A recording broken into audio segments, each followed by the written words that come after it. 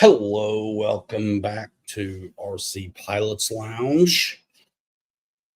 Show number 28,642. What's happening?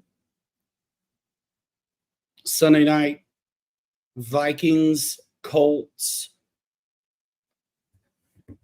It's never off topic to keep me posted what's going on with the game. What's up? What is happening? What's up, CVO Hobo, Francis, Craig, Eddie K? Let's do this. What are we going to do, by the way?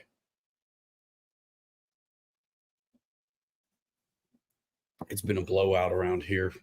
What are we doing tonight? Nothing at all. Just can't stop now. Or maybe we can. Yo, what up? Sonic Boom. Nice to see you. This is where we talk about airplanes and whatever else we feel like. Hope you guys had a good weekend. I have been annoyingly productive all weekend and try to watch some football today after my being productive. And the kids are at the age where it's virtually impossible to just be civil to one another and just watch a game. So good times. So that's what's up. Olson, Steve George, what's happening? Frankie, Francis, 7-Zip Colts. All right.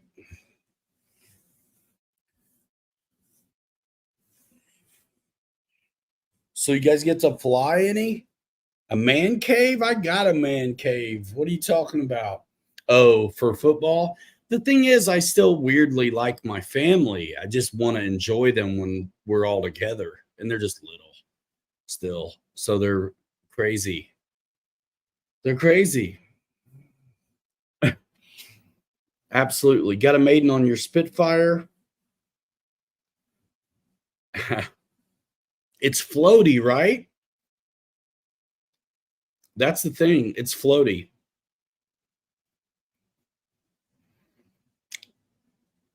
Yeah, it is floaty.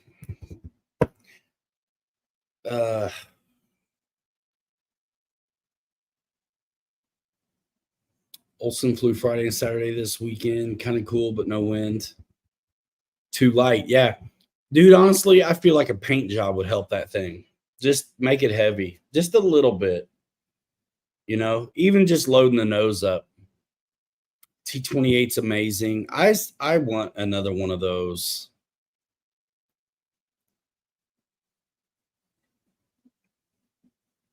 I really do. I really do.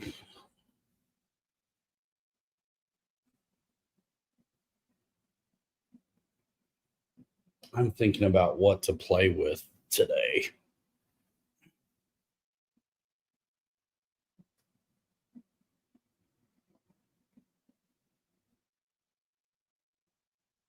I may try some messing around with some weathering stuff. All I wanted to do was working on this office really all weekend, but I messed with leaves all weekend, and then the neighbors' leaves too. Beach 18. Nice. Olson got to fly some good ones, man. The beach, the O&P decathlon, great plane. E-Flight T-28. What's up, Wild Bill? I'm progressing on some things back there a little bit. Tim Smith, what up? Hey, Dad, you get my text? Hey,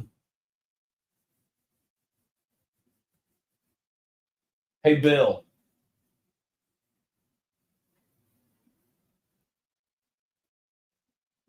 Just saying. Did you see that? That's for Bill. Little inside joke. My camera's like crooked, and I don't like it. Let me try it.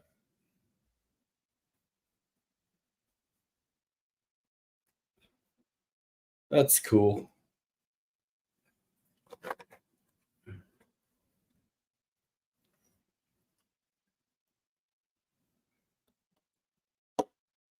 That's cool.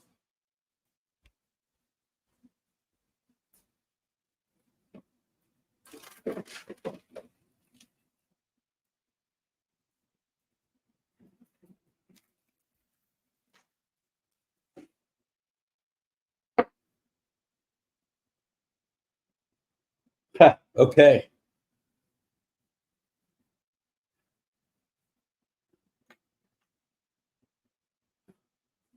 Too light is a good problem, can be adjusted with bigger battery most of the time. Yeah.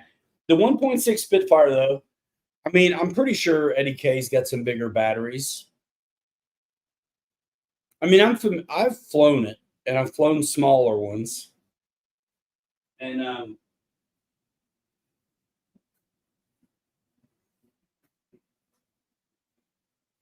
I feel like my opinion is based somewhat on experience.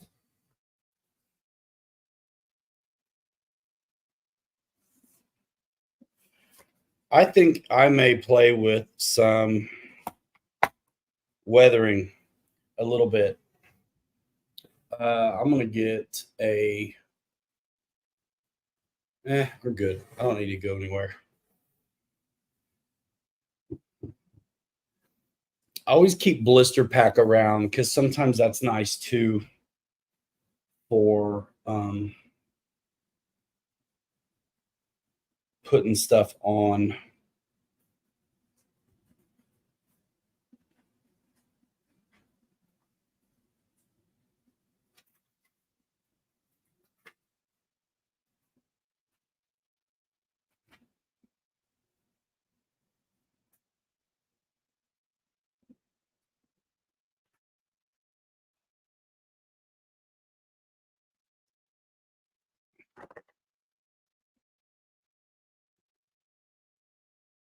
Your DX6. Tim Smith, what's the firmware on your DX6?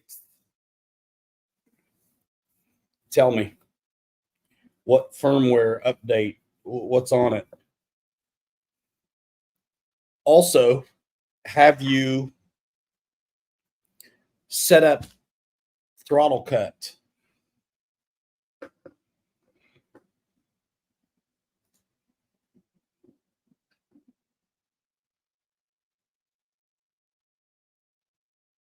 Let me know. And personal opinions are personal, and I have a bunch. So, first, and I'm not meaning to pick on you, but a commander, there's no retracts, it's just flaps. 100% high rate, 70% low rate. Do you like having your rates on individual switches?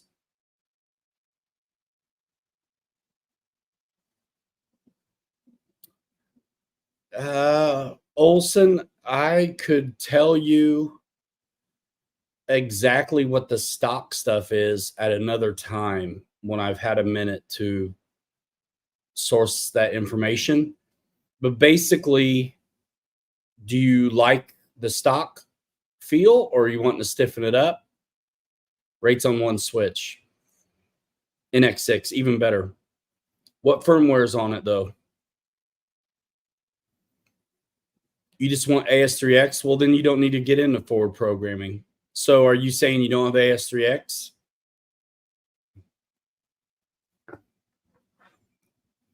Talk to me. I'm good at this stuff.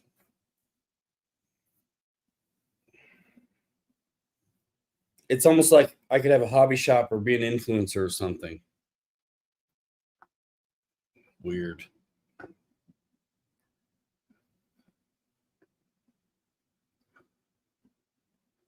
I mean, honestly, I really like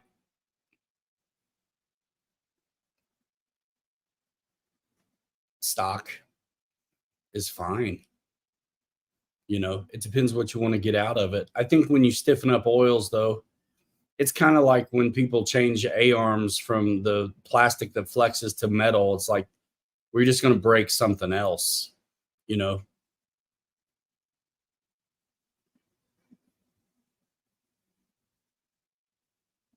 Well, if you just want AS3X, you don't need forward programming because it's going to already be there.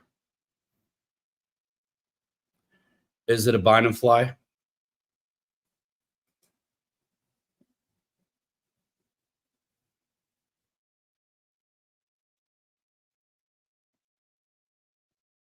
Okay. Was it a bind and fly?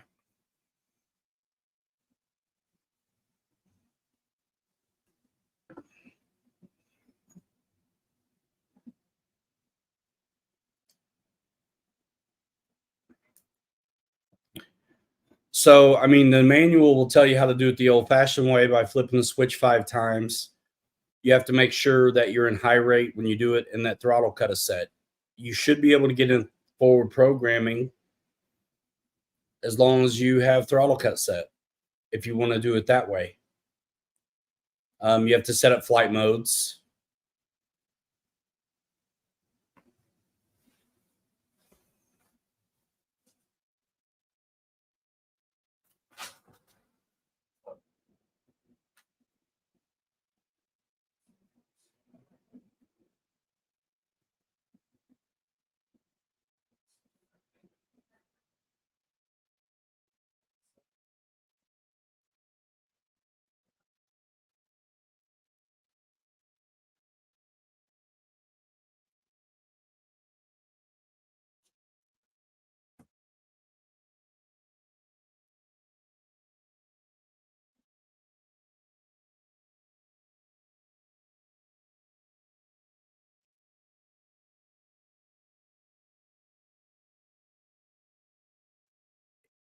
Yeah, it's safe select because you have to select it. So you have to go through the process to turn it on through forward programming or flip the switch 5 times the old fashioned way, which for some people is going to be plenty because getting in there and the forward programming and making it happen is some doing sometimes. There's a lot you have to kind of do to confirm it too. You'll think you have it, but you got to set up flight modes.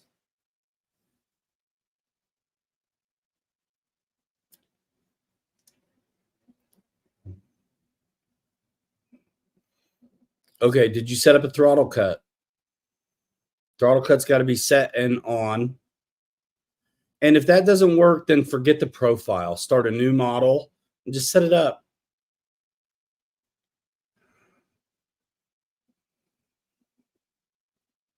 Yeah. Um, I'd never do presets or even scrolling through the model list and selecting it because it puts all the rates on different switches. And it's so easy just to set the dual rates up by the book 100% high, 70% low. It's usually on a 3-position switch, so you can easily make a middle rate also, which is might as well go 85 on, split the difference. You know, what's up, David? Yourself?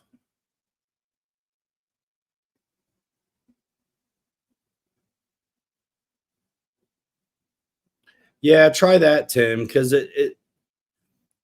that's a new enough 3.13b is a new enough update. I mean, here's another question: is it a new commander? Is it got a plus receiver, or is it an older 636 or something that might be locked from the factory?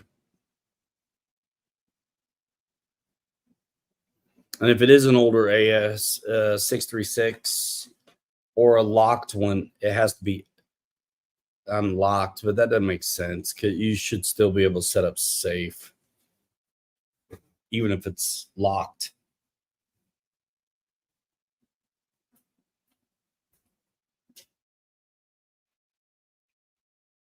If it's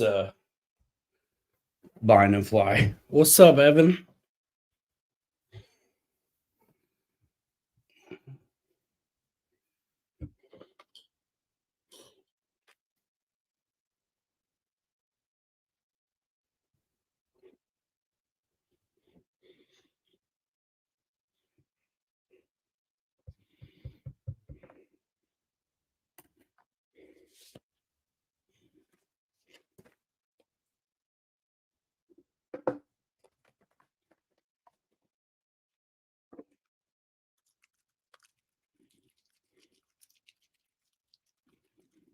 Right, so what up?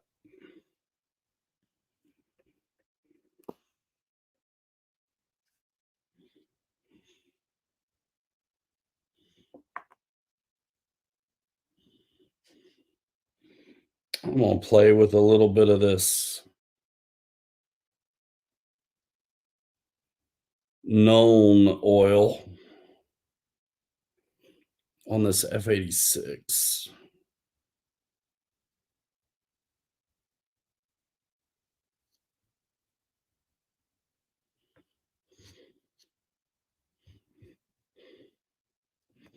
Working on a Texan.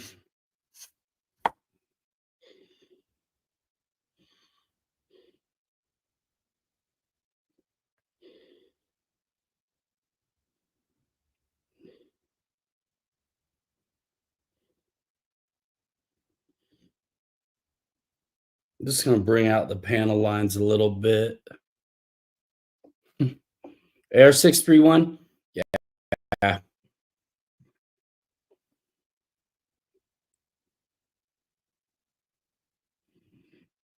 I would just try a new model. And before you get in, set everything up, get the directions all right. And then once the every plane has two setups. Once the flight controls are correct,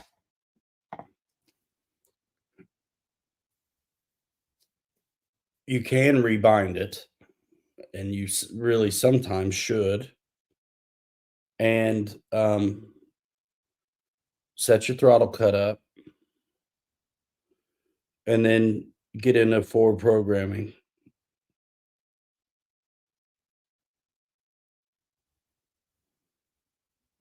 And you can set up your flight modes before you ever get to it. And I think some people maybe run into trouble when they go against like the defaults. Like, I never have any trouble doing aux 2B. Wild Bill's real flight is at 8:30 Eastern tomorrow because of the time change. Awesome. I think time changes are funny and unnecessary. I'm just playing with it to see what I think about it. I'm just at the moment doing a little bit of panel line enhancement, seeing what I think before I go top side with it. Just to do something.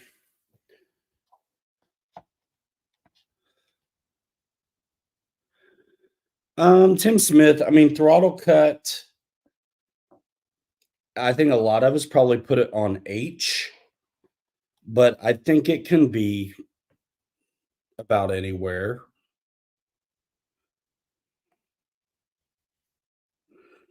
But H seems pretty good.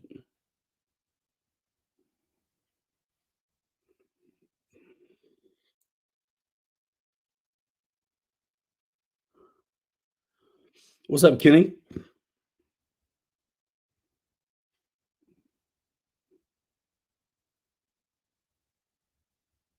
Kenny, did you got a big OV10, huh?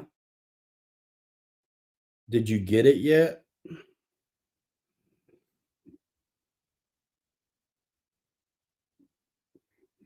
Which one'd you get? Because there's like 2 big ones, right? There's a big one, and then there's a not so big one, but it's still big. Which one'd you get, man?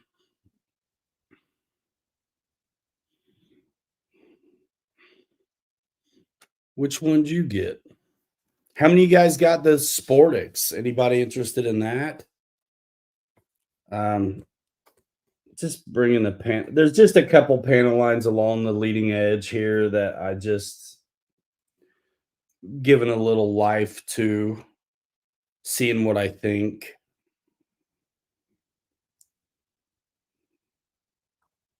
about it.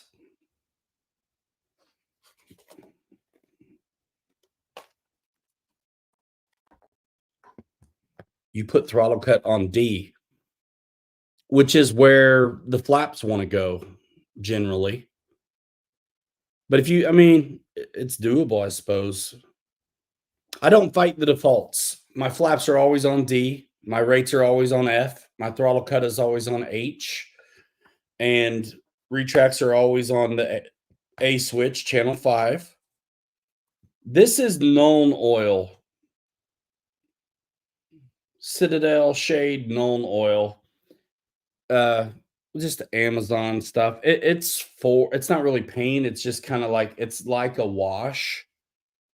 But it's worked good when I wanted to darken things up. So to bring out panel lines, it's not bad. But honestly, if you had a little bit of black latex or acrylic and you really water it down, you can do the same thing.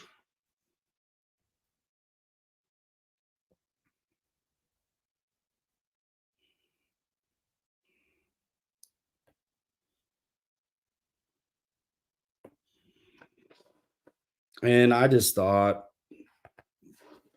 I'd mess with this. And because it's aluminum, it's not really going to rust. So really you've got panel lines you can bring out, and you can dirty it up, and there's exhaust things you can do, stuff like that.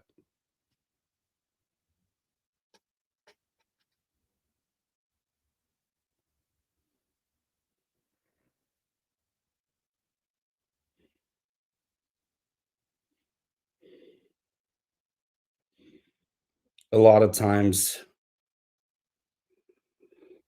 I'm trying to put it on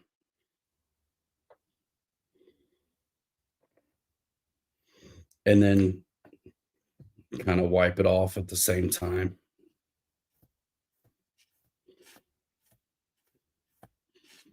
But like grout joints, you don't want to overdo it, over wipe it. Because this known oil, it's in a way, it's kind of sticky. The not so big one. Unboxing video is up. Awesome. You've already got it. That's cool. Kenny's got that almost the penultimate big OV10.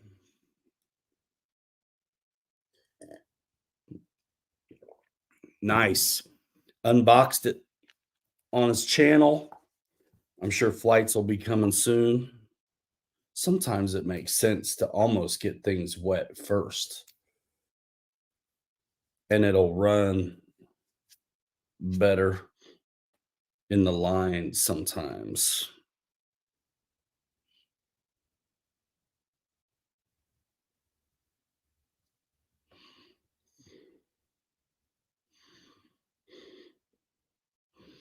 That wasn't a bad idea.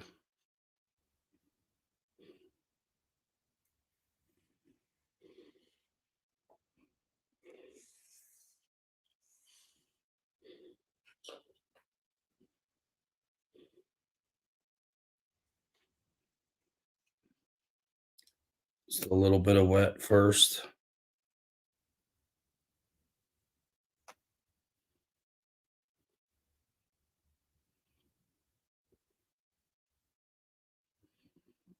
And if you don't like something, you can wipe it off as long as it hadn't dried yet.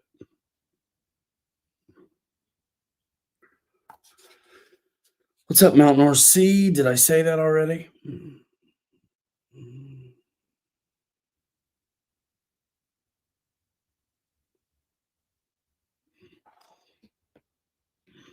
It's just subtle, but it brings it out.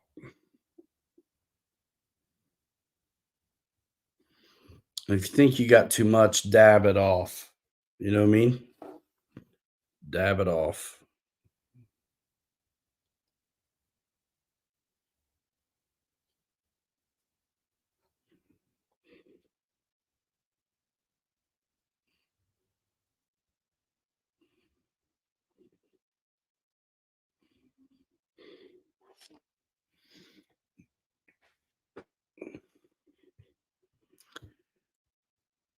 I assume you're going electric with that, Kenny.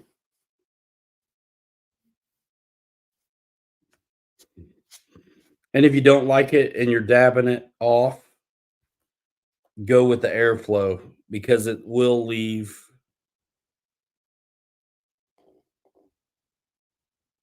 a bit of residue usually.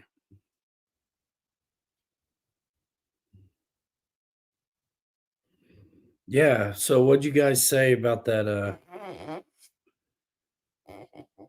little Sportix, man? 3S and 4S. It's kind of cool.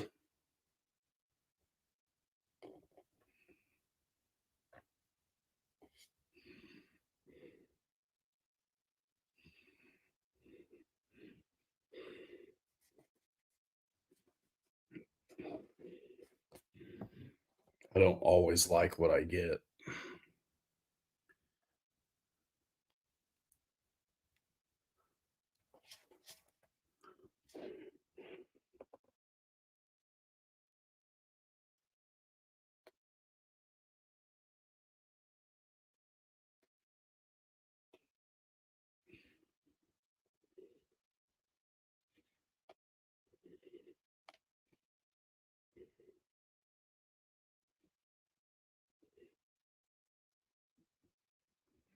Just a little dab will do you.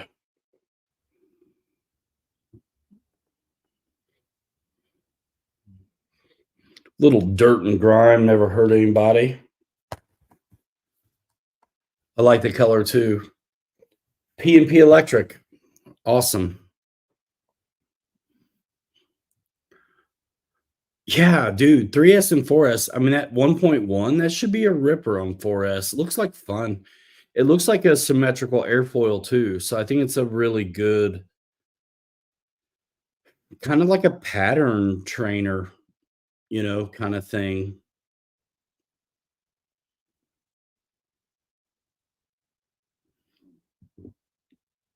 And the Nuln oil, it may be just a little tiny bit harder to work with than like just paint that you would have thinned out.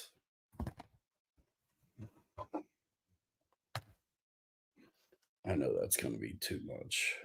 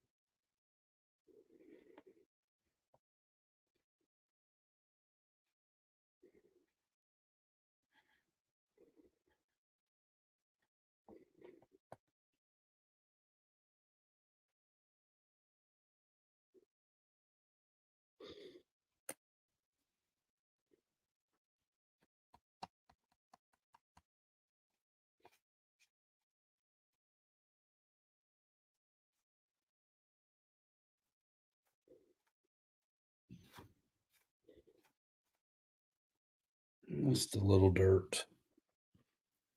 It's going to be hard to see on camera.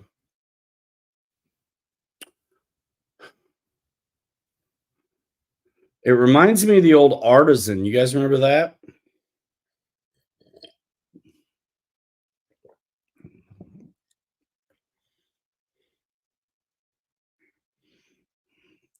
a different brush.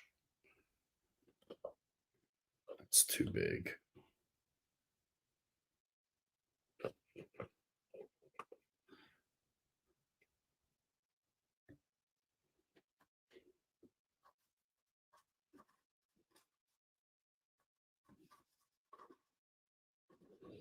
Yeah, like I said, sometimes I'll get it wet because I want to see how it flows in the low spots, if it will.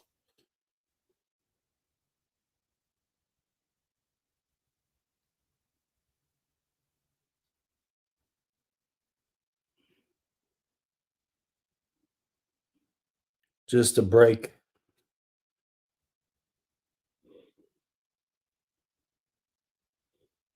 the surface tension, to help break the surface tension.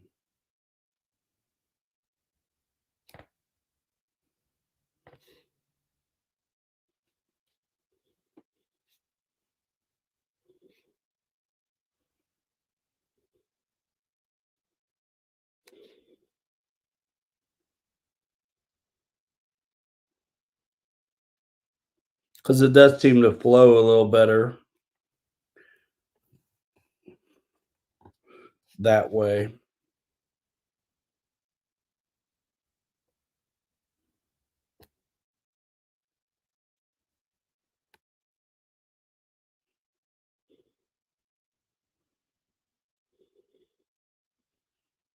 And you can bring your when you have a plane that's got rivets in it already,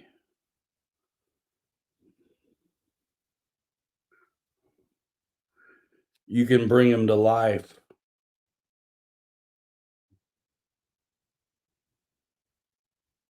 with a little bit of this stuff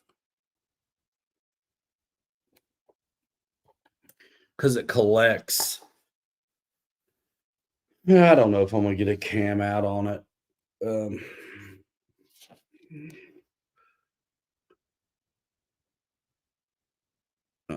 Working on that little panel, but I did the lines there at the leading edge, and it would be real hard to see them if you uh, didn't do them.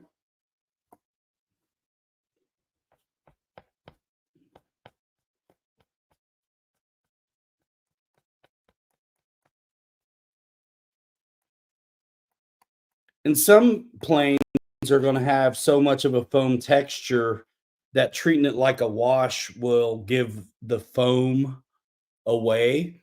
This stuff is pretty smooth, so it doesn't really do that, which is nice, which is cool. So you can kind of treat it like a wash. Now, sometimes you can't. So that was me just putting it on, and this subtle is what you get after you dab it off.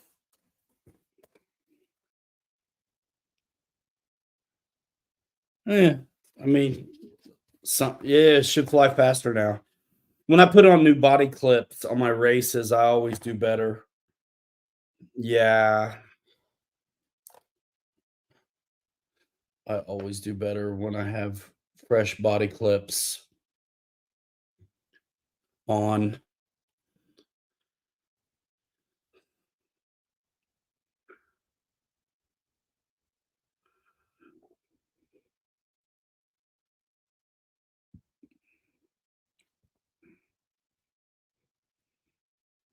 But yeah, you just have to not be afraid to experiment and play.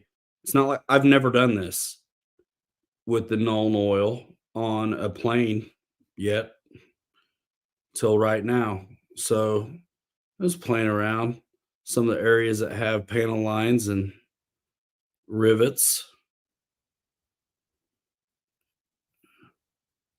and seeing what I get.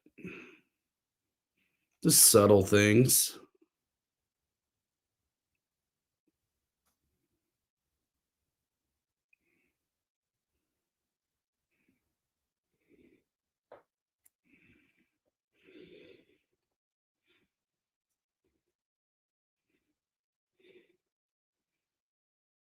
I'm just painting on the FMS F86, just playing with some washes basically.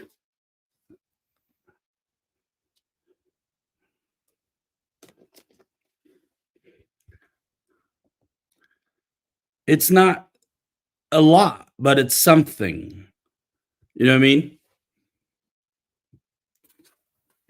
I think people expect a lot out of it too quick sometimes and easily overdo it.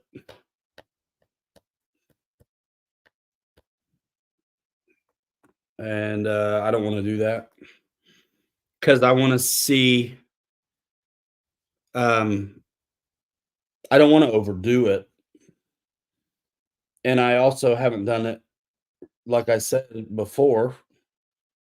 So I just want to do a little bit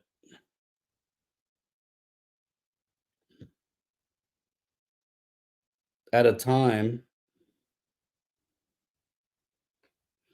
and see what I think about it.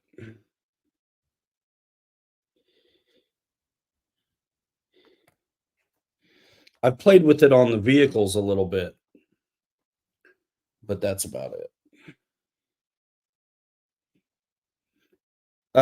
Yeah, I've messed with the airbrush on the vehicles, but I haven't yet on the planes.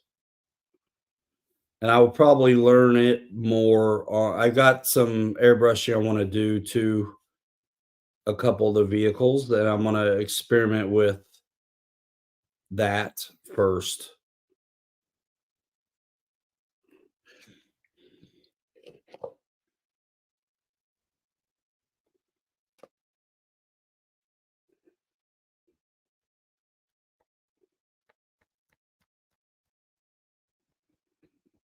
But yeah, you can bring some stuff out. Did I just lose another one on the floor? Some gun.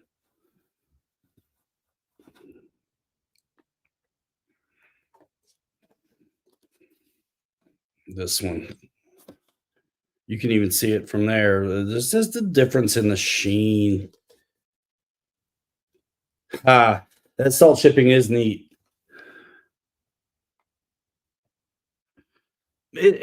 It's not crazy, It's not obnoxious.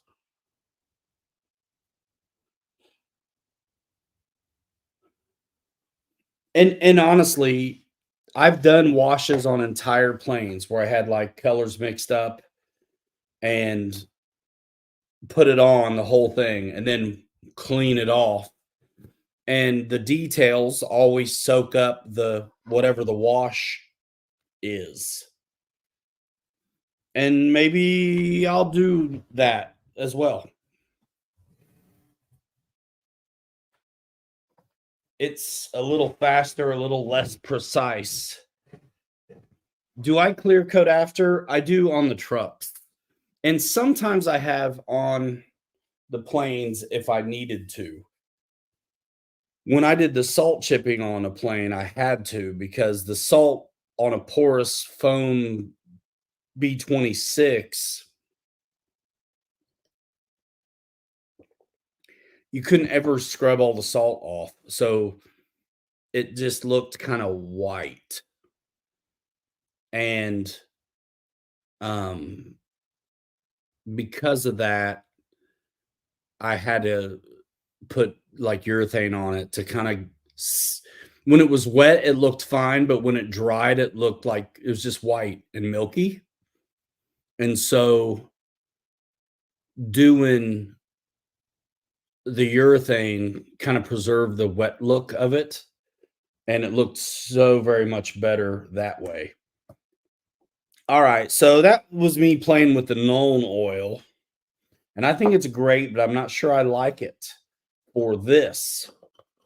So I'm going to show you a different way that I've done this stuff before. And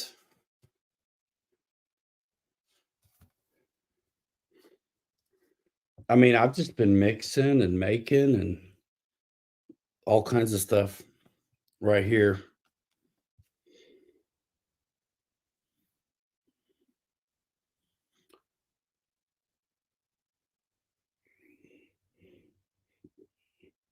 I think we're going to do it. I think I'm going to make a mess real quick.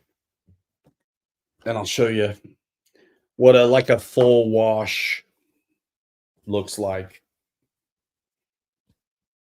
Oh, that's awesome. There's a ton of dirt in it. Sweet.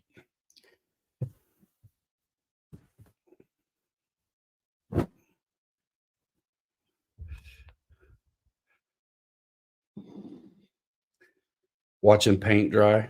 I mean, I could just sit here and talk, I suppose.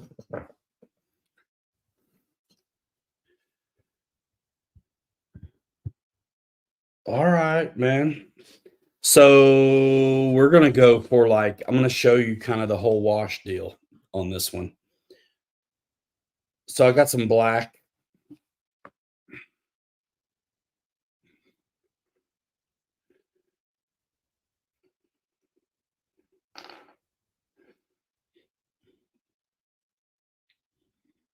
And dirt's not always just black. There's other things going on with dirt.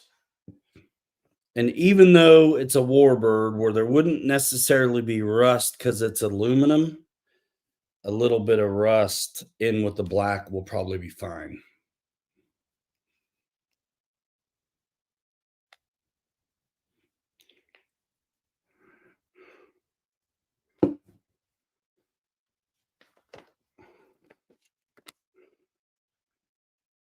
See the drip, that's it. And I'll mix it up.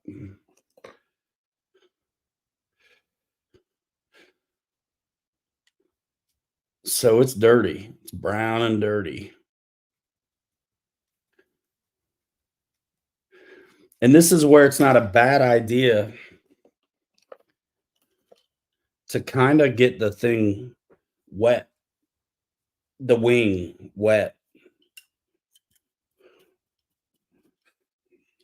So it flows. My point in doing this is that anybody who's interested in doing it, just do it.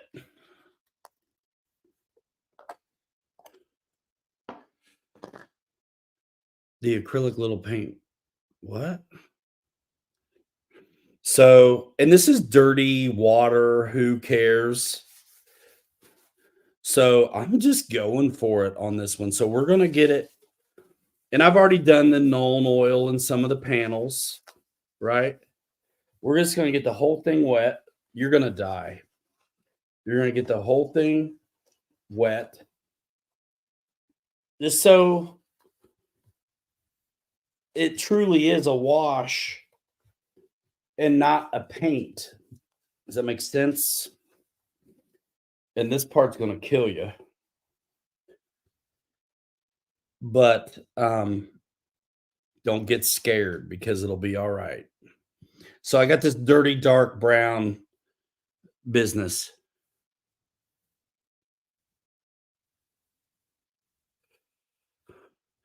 So look at that going on.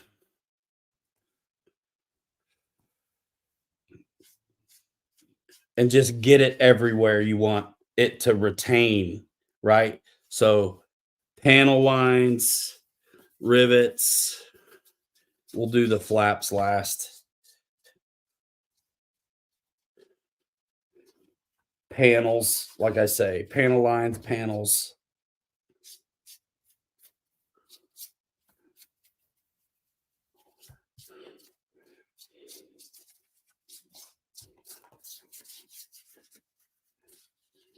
And this, like I was saying earlier, this is almost a quicker way to do it than little panel line at a time with the Nuln oil.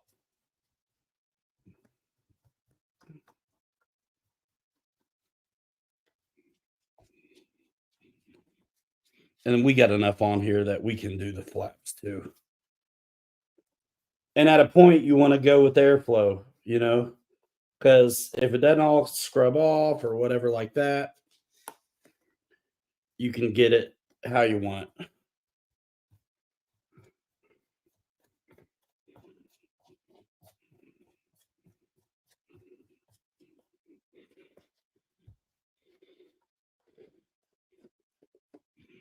And if it starts getting too dry, just get back in the water with the brush.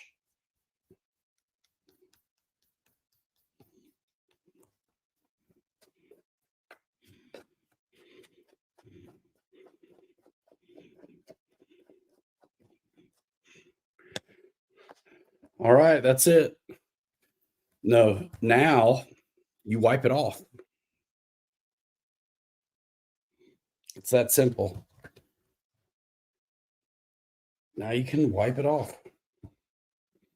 And a lot of times I will go with the airflow.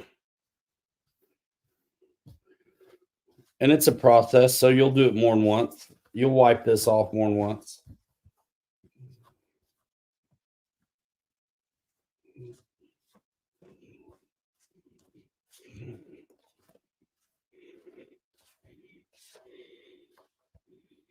But it's definitely going to dirty it up.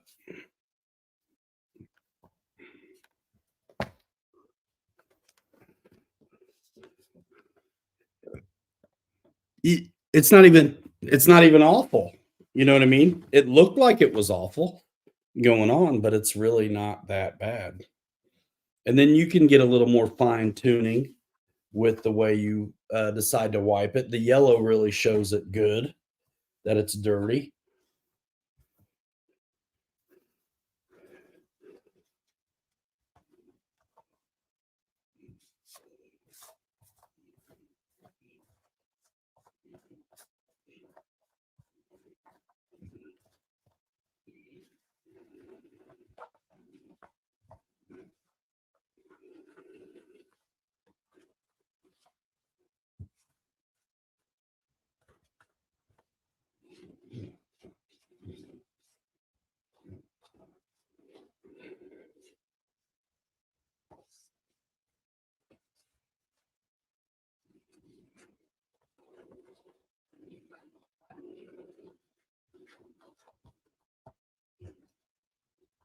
But it just grunges it up a little. I mean, it's not crazy, you know, but it grunges it up a little.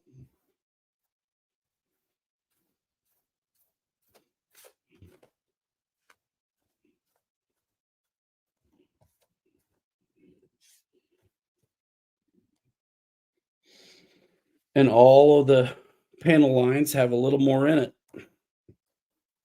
You're not going to really be able to tell much from here, but the whole thing's got a little grunge on it.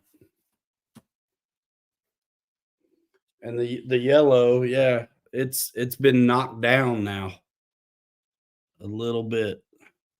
This is kind of grungy.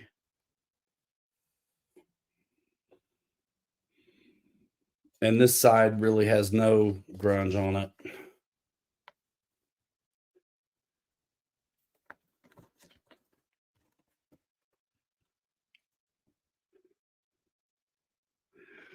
I mean, AS3X Plus, I mean, you guys that are flying AS3X Plus, can you tell a difference versus the regular AS3X very much or not?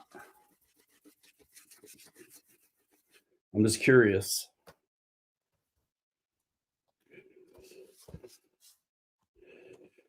The bottom doesn't have a lot of panels or anything on it. A sheen of realism. Can you tell the difference? Awesome.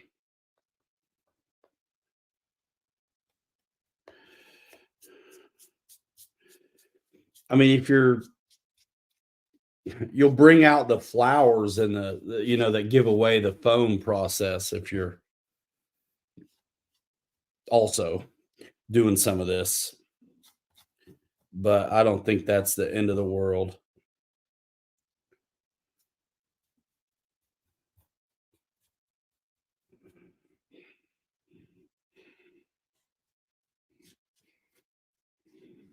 And even if you're not careful, and again, it depends on the plane and how good the paint is on it.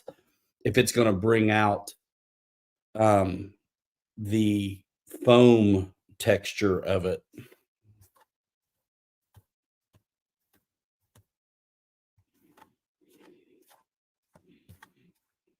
But what you'd think is not much left on here, residual, there's stuff there. And that's a and the way we see everything is the way what we see is light reflecting off of the reason we see color at all is light reflecting off of it. So if any of these finishes do anything to affect the way light is reflected, you'll see it. So it doesn't have to be a lot. So I would say go with, again, the airflow. There's some streaks on here now. Nothing heavy, but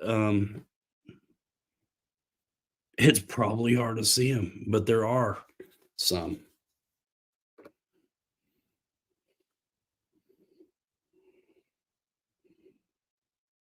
It's just a little texture, just a little I would call that a wash method. And yeah, you can bring out the panel lines first and then do a wash, or you can let the wash kind of do some of that work for you. Let me get a wing that hasn't been done.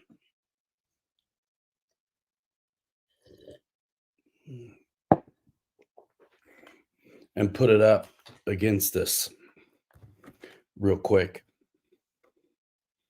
And we'll do it too.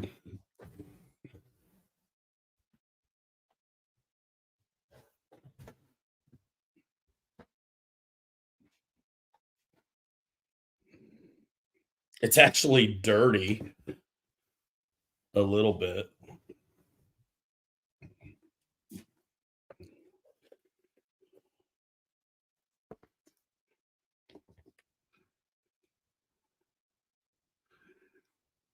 Look at the panel lines on USAF.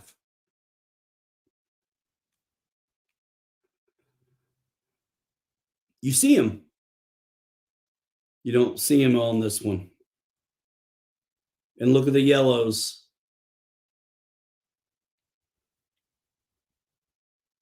Subtle, I think, is the goal. And I think you can do subtle multiple times rather than go crazy really fast. And I actually like how this is turning out. So I'm going to do it the same way. Why not? Why not? I'm going to do it the same way. And I'm going to do the Nuln oil first, just like I did on the last one.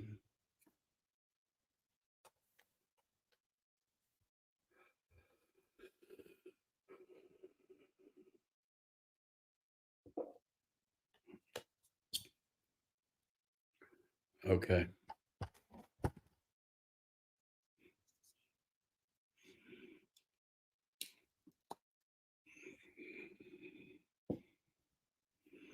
And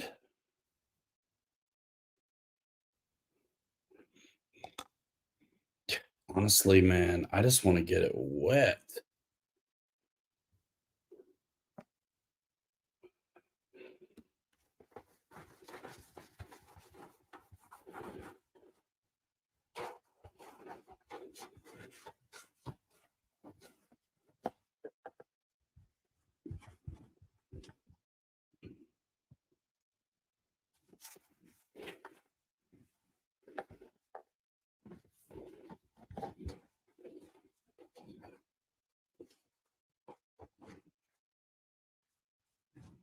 I love this F86.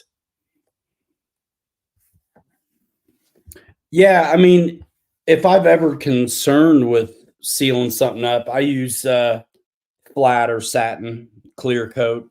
But generally, I don't need it unless I've got decals that are bugging me because they're shiny and the plane is flat or something like that, is usually it for me.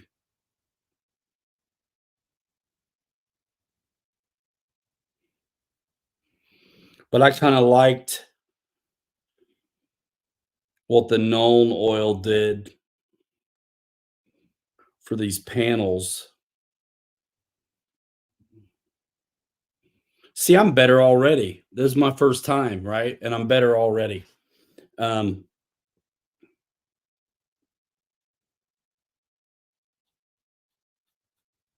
bring out these inspection panels and stuff like that.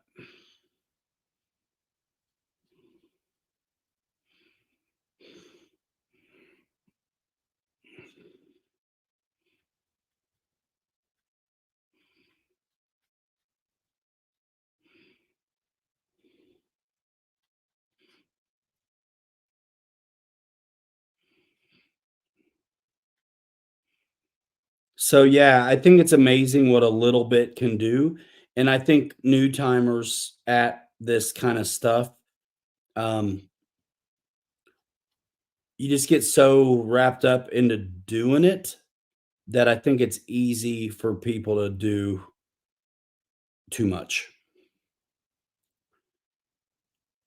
So that's my advice is just to go easy at first, you know. You guys can you guys see what I'm doing?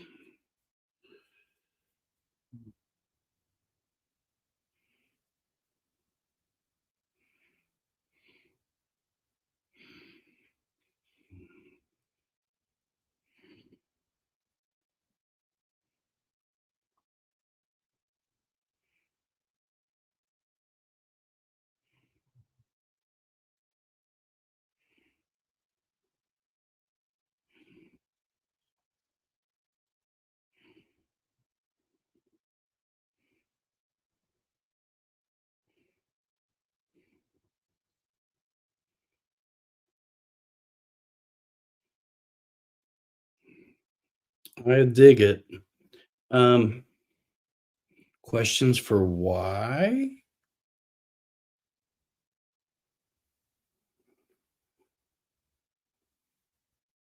Question for y'all. Go ahead, Reitza. This is y'all's show.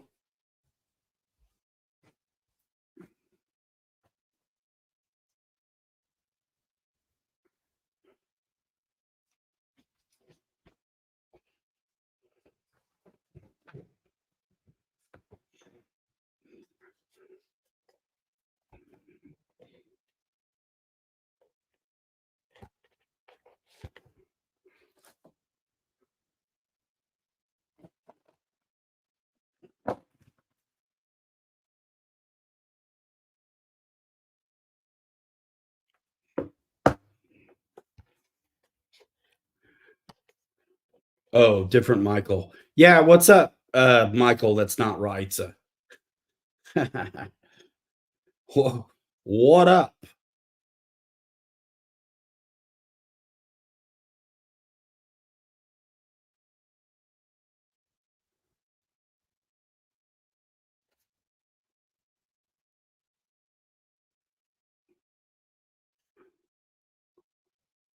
Ask it.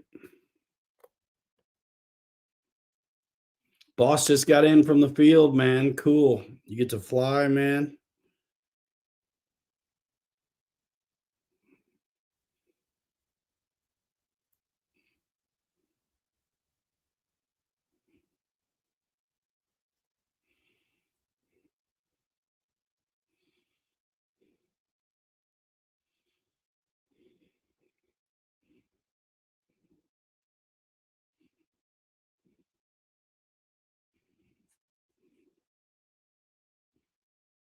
Seven to seven. Thank you. Perfect day. Good for you, boss.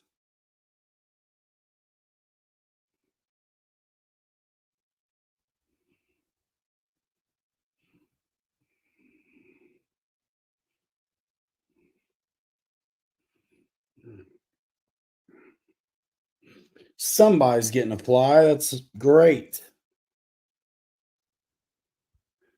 I made note. I missed the first part of that question, I think.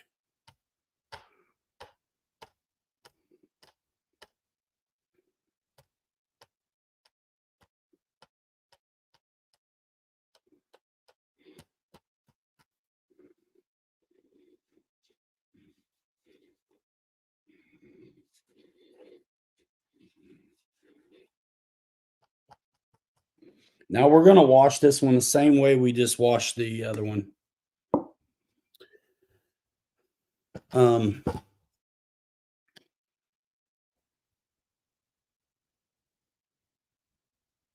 made no changes to the Ultra Micro. Or the inline servos different? I feel like there's another part of that question I didn't see. Am I wrong?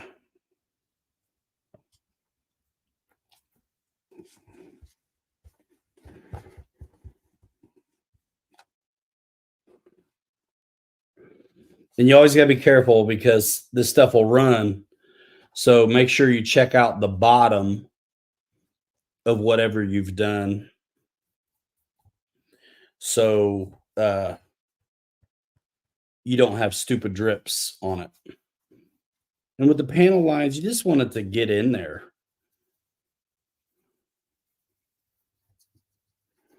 If you ask me, is the main one of the main things, as well as an overall grunging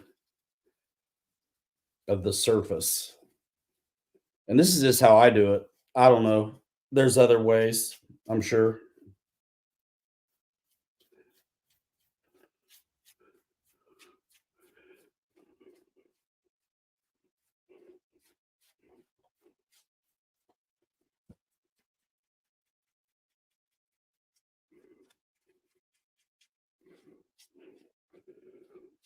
But you're just pushing the pigment around.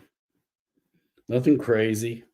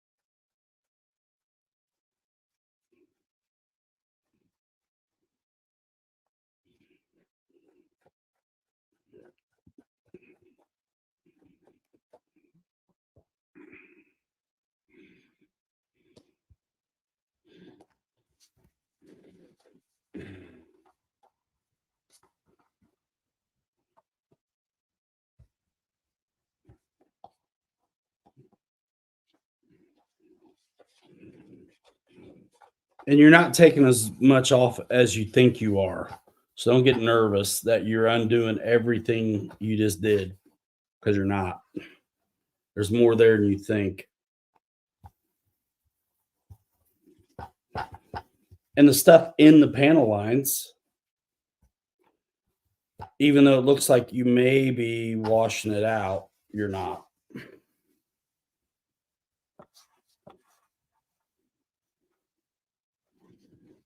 But like with grout joints, when you're running the float, they tell you to go diagonal, because if you go straight with it, that's when you wash everything out of it. So I'm checking the bottom, make sure I didn't drippy drip too much. Did I do the bottom of this one? Nope.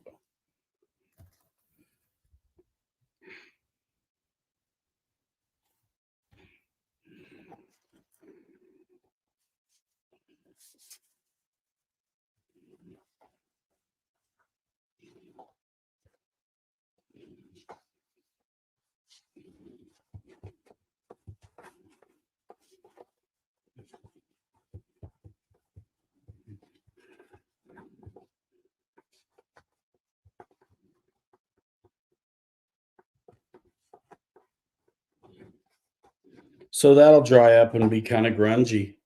And you should be able to see the panel lines better than you were able to before.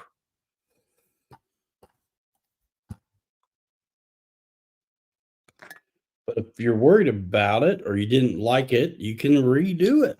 It's just water and paint. If you really don't like it, you can get soap out and generally scrub up what you've done. If you didn't let it dry a lot.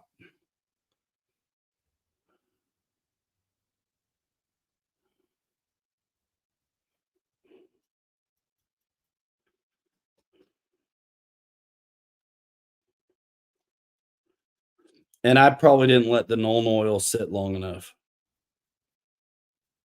So I'm going back in on those inspection plates.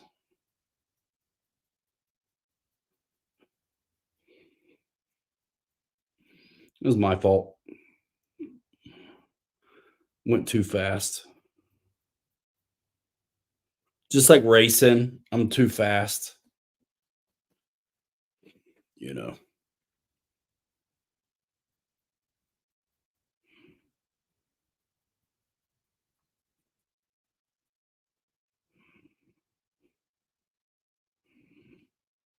That's a bunch.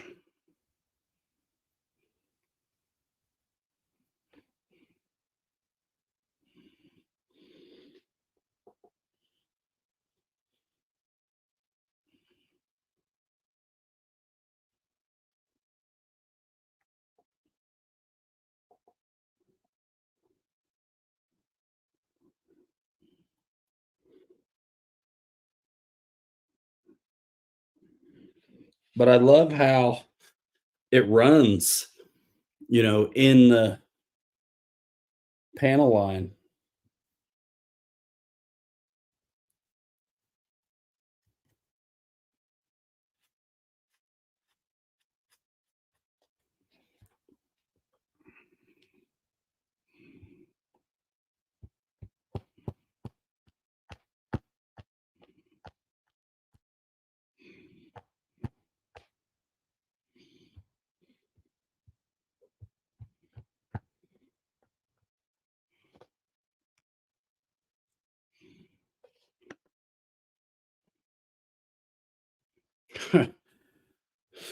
One can only hope to reach that kind of acclaim someday, Fred.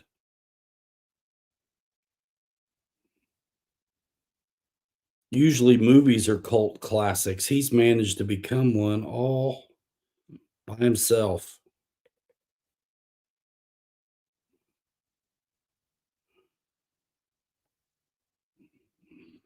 And I'm just dotting this brush in.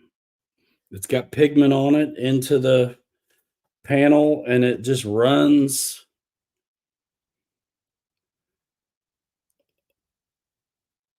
on its own.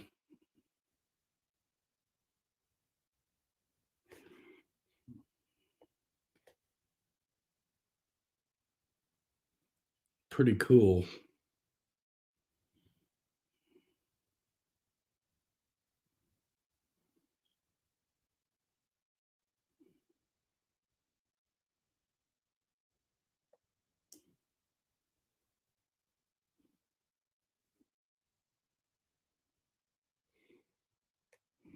So as long as I let it um, dry flat, it'll stay that way.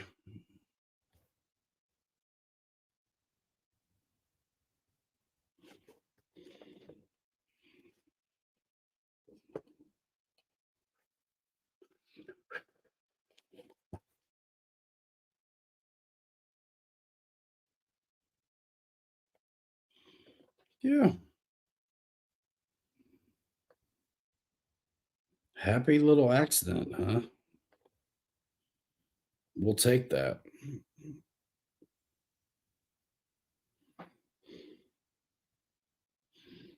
Just playing with surface tension. Eddie K, Nuln oil, turpentine based. I would have no idea. Um, it's an Amazon deal. The writing on it is too small to see. I'd have no idea. It's on my Amazon store. This is like watching paint dry.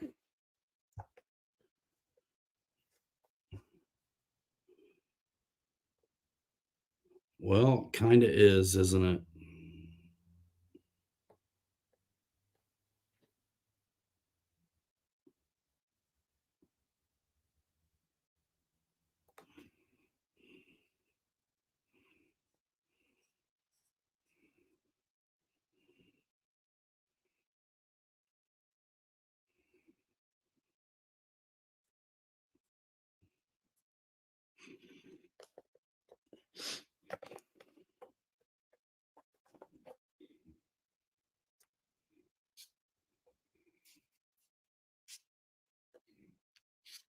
And again, make sure you don't have anything ugly on the bottom.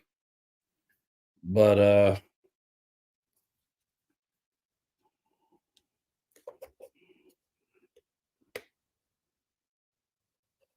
you can see a little bit on the panels, a little grungy.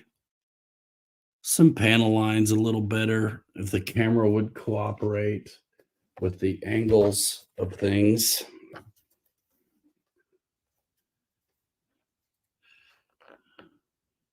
Anyway,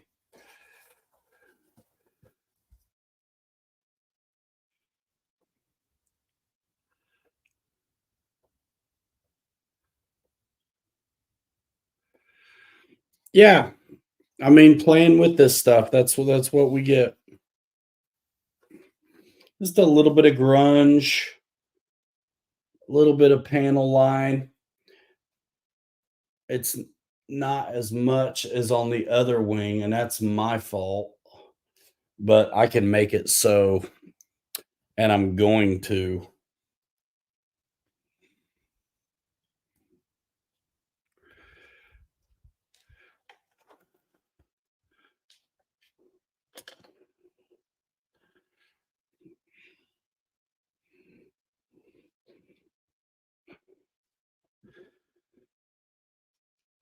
Today was perfect long sleeve shirt weather.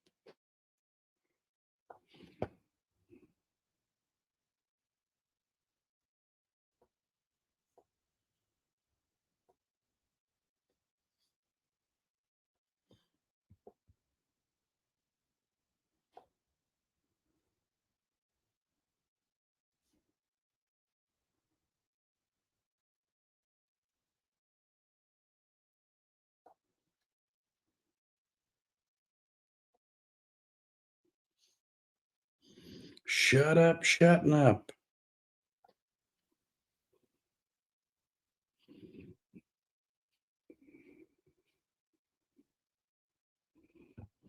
That's better already. You just can't be afraid to try stuff. That's my thing. Just don't be afraid. It is what it is, too, at the end of the day. And worst thing that happens is, I mean, you mess up so bad, you got to repaint it. It's a little more defined panel lines and inspection plates.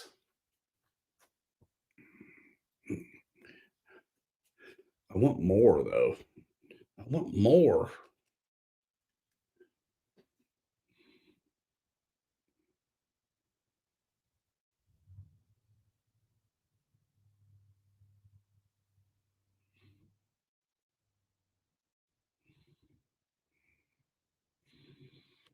Grunge. I keep wiping out what I've done. And I don't mean to. I don't mean to.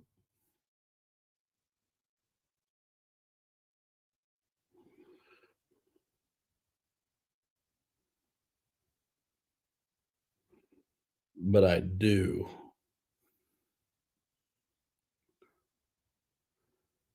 And I don't want to have. So I can keep going until I get it the way I want it.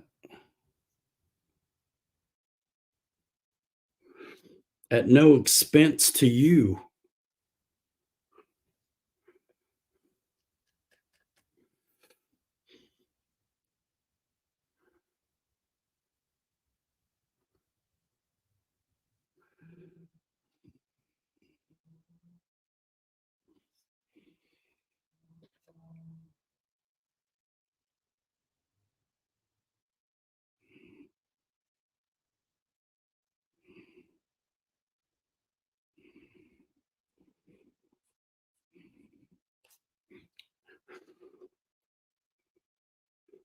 there's a point where it's like,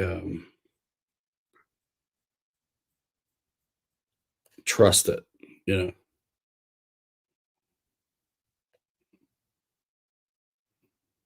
Quit being a ninny.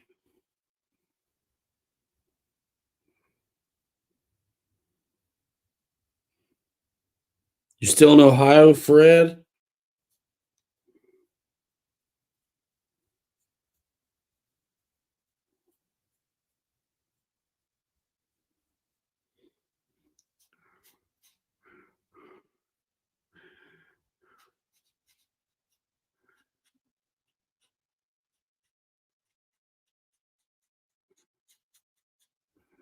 All right, we're gonna let it be.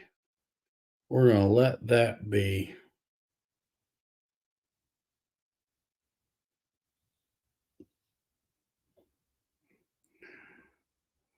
And I want to leave it flat so it'll dry and not run.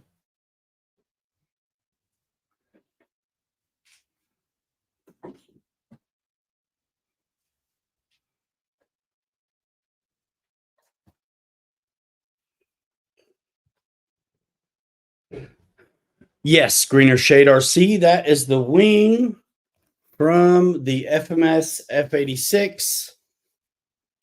Slightly weathered, accentuated the panel lines and some of the inspection plates, and did a general just dirty it up, little tiny wash over the whole thing. Just bring out the panel lines and inspection plates a little bit.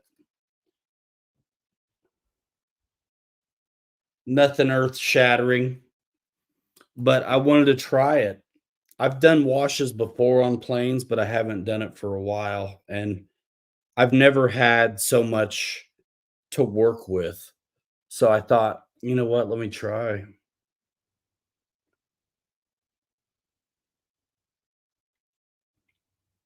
I see, right? So, yeah, F86 did a video on it. If you haven't seen it,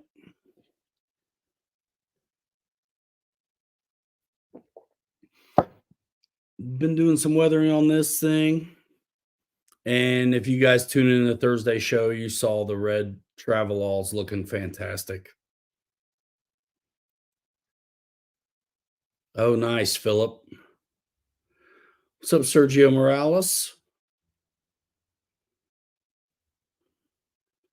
Good to see you. F4 needs a sister ship. What kind of sister ship? Oh, the F86, not happening. Not happening. I do have a bunch I'd get rid of though. I just need to make space. I would get rid of my Pitts, my HSD 182, or I don't really want to get rid of the Carbon Cub, but I'd get rid of the HSD 182 and the Pitts. Yeah. Yeah. I don't really want to get rid of the 182, but it's like, man, I'm not I'm not I'm not using this stuff. I'm sure there's other stuff too, smaller or whatever. But yeah, that's what's happening.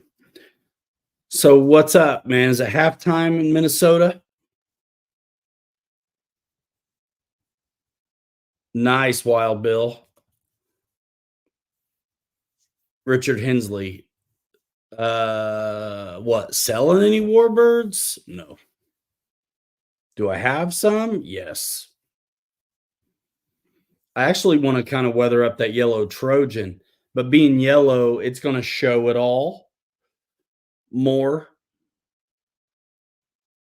14.7 Vikes. Right on. Thanks, Riza.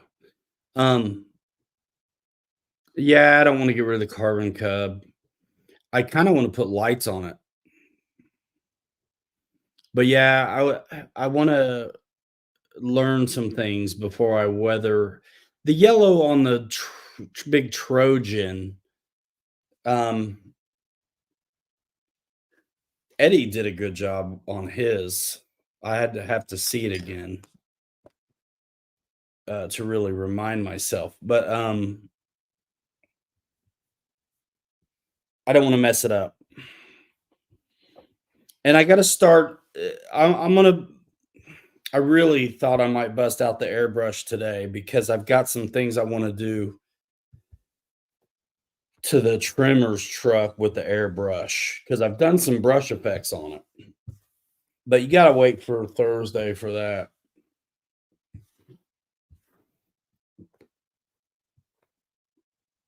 See what I can do. There's a new machine I think I'm going to end up with here pretty soon now.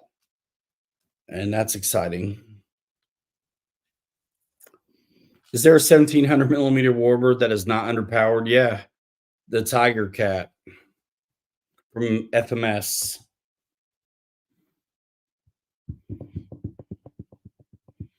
Yep. I flew the 1.7 Corsair from them, and after knowing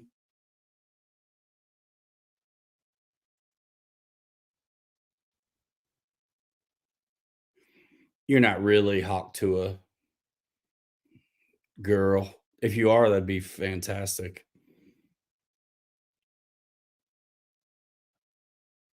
Can anyone print me a Cat C15 diesel engine for my quarter scale RC Peterbilt? If you're her, I'll make it happen.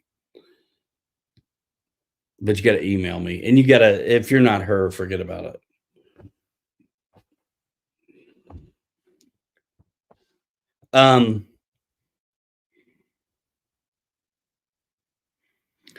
If you have flown the 1600 Corsair and then flew the FMS one, I think you would be like underwhelmed. As much as I hate to say that. But just in general, trying to answer the question, like I really feel like I flew the 1700 Jug back in the day too, and it was a little weak sauce. Thanks for the scores.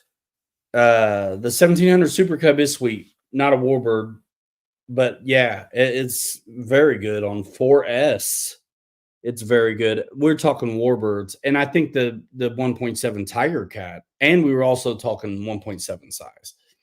But the 1.7 Tiger Cat's amazing. Amazing landing gear, 1.6S battery. Great plane. Never should have got rid of it. Ever. And whoever got the FMS thing yesterday, thanks.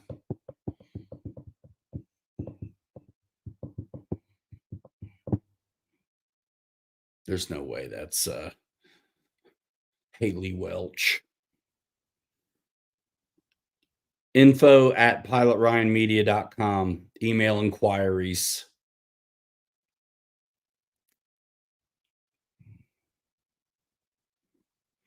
You're right, though. It's still one of my favorite Cubs. I hated giving that one to Mike. Mike wanted that. When we did the work on that, back when they were selling FMS still, I loved it. And it reminds me of a mini Super Cub because it's got super slick articulated landing gear, flew amazing, 4S, 1.7, good size. And the color scheme's okay. And I hated getting rid of it. But, when Mike wanted one, I let him have it. And he wanted that Cub. And all right. But I wanted that Cub too. I like it. So this Carbon Z Cub I got, my only complaint is there's no lights, which can be put on. I think simply we should maybe do that one show. I mean, I know those wings are a little bit hollow, so I'm a little bit reluctant to cut grooves into the wing for the lights. But if I'm putting lights on the Carbon Z Cub, I'm buying the light kit for the Carbon Z Cessna 150 because it will easily fit. And I used the Carbon Z150 lights before on the B-24 Liberator I put lights on a long time ago. Getting back in RC planes after about 2 years, left off on pretty much flying EDFs exclusively. What do you recommend as a do it everything jet since I still have the jet bug? Um, the Viper 90, E-Flight Viper 90 is amazing. It's on sale, I believe, right now. Click the link to Horizon in the description of any of my videos, and it'll take you right there. And at no cost to you, you'll help earn affiliate commissions for the channel, which is nice. And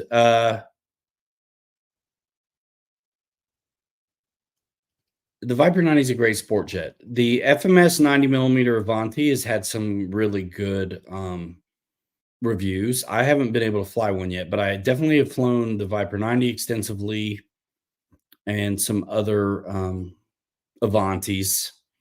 I think go bigger though. You know what I mean? At 80, 90mm size is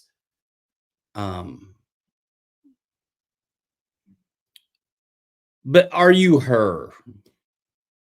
Because I'd be really surprised if you are. You know what I mean? I mean, I still do business anyway.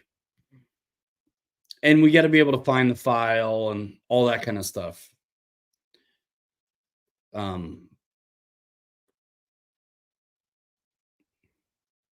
Yeah, of course it's not. I mean, she's out there like on tour with like Matt Rife and stuff,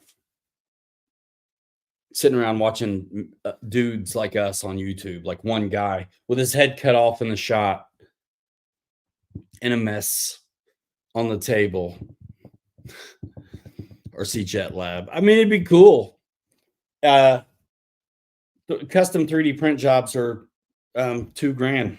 So, I mean, I'll do that for anybody.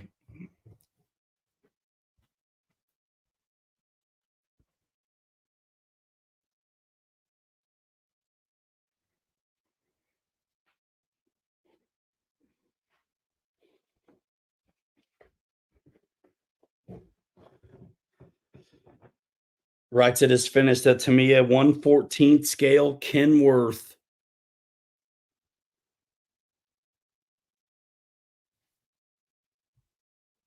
Um, 80mm Avanti, it's okay. I flew it as well. That guy over here, over there. I haven't paid much attention to motion, you know, and I think it's probably fine. But I just haven't had experience with their aircraft since I worked there. Your name is Shane. Yeah, forget about it then.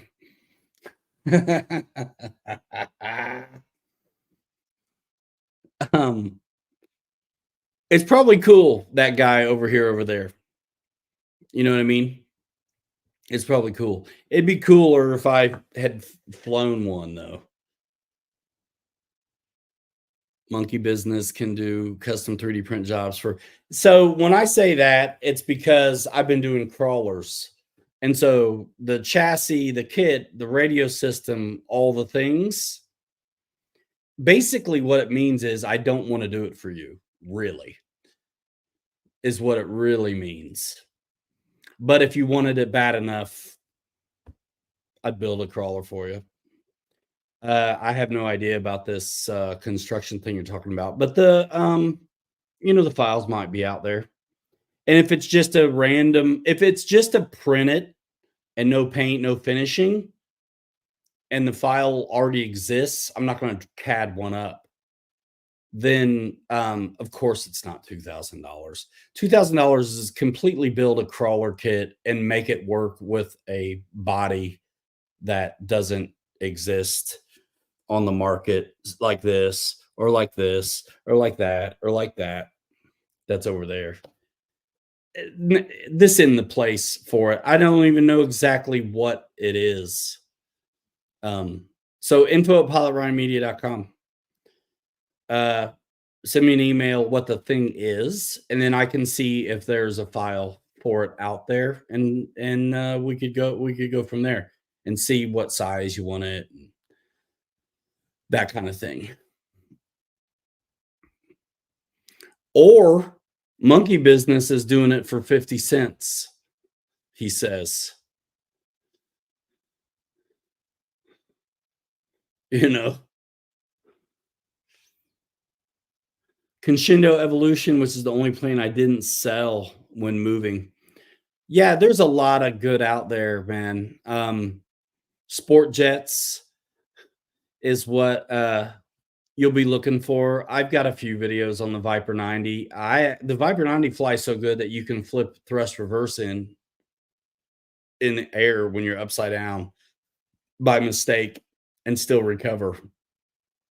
But it's got wicked suspension, and you can program the reverse thrust that's already like in the ESC and basically have brakes for free. So there's a lot of really great videos on the Viper 90.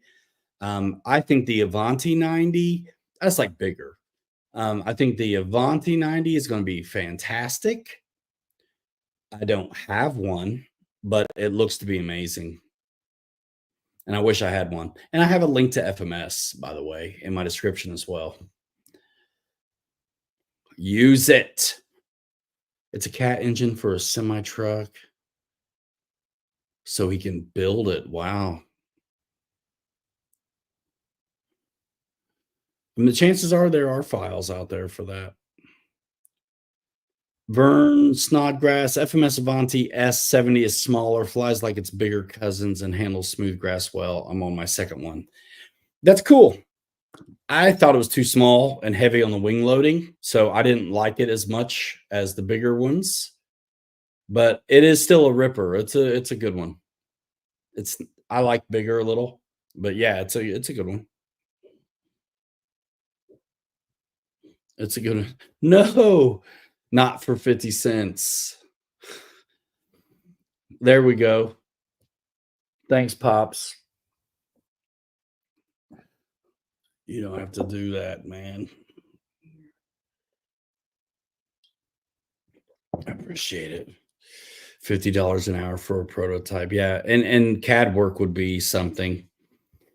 I'm new at this. The files I'm doing, they exist already. So again, if it exists already, there's hope. All right. Thanks, man. I'll check it out. I mean, it really boils down to finding the file. And I know how to search. So I'll see what I can do. Are you in the States?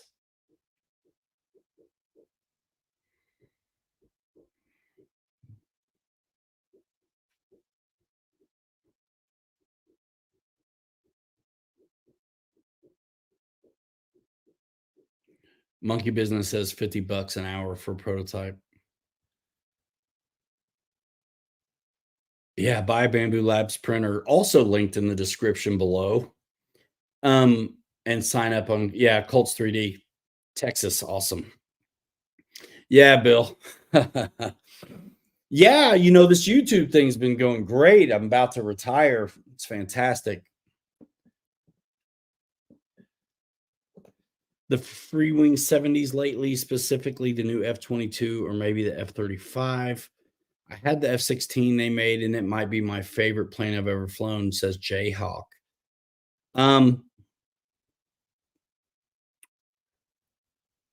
As far as timeline goes, the F-16 was first, F-35, and then F-22. They had a 90 F-22 for a while now, but that smaller new F-22 is not that old at all. F-22s are fantastic. Almost no matter what size. I don't think I'd want smaller than the 70, but 70 or 90 F-22. I have my reasons. But if I didn't have my reasons, I would still have my 90.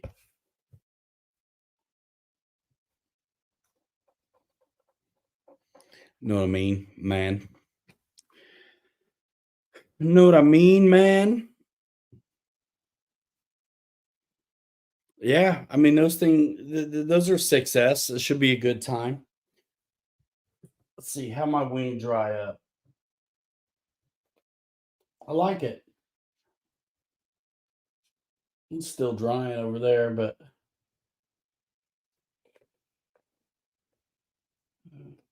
you can see stuff that you couldn't see before.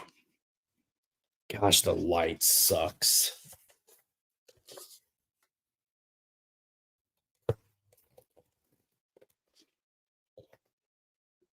There, I mean, kinda. The panel lines have kind of stand out, and you can see some of the inspection plates. This changes it a little bit of something.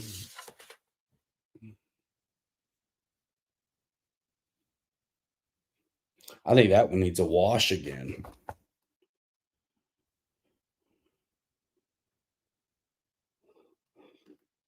It might washed out some. Yeah, it could almost use another one. But sometimes you owe it to yourself to wait and see it in the sun too. I don't want to do it again until I know my panels are dry though, because then I could do it and uh, not risk losing my work.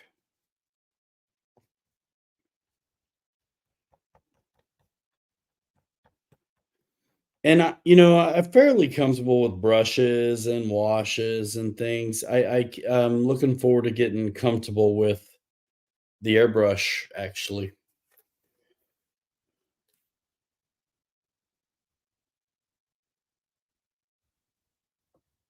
who just texted me that? Get out of town.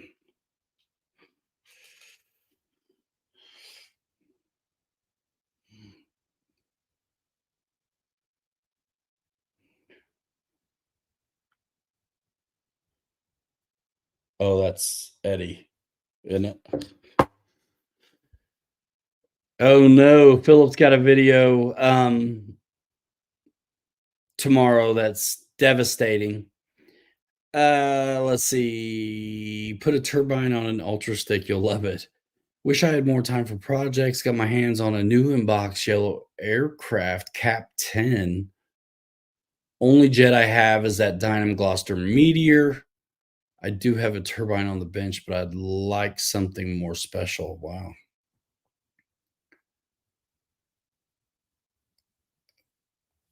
Here's a question for you guys.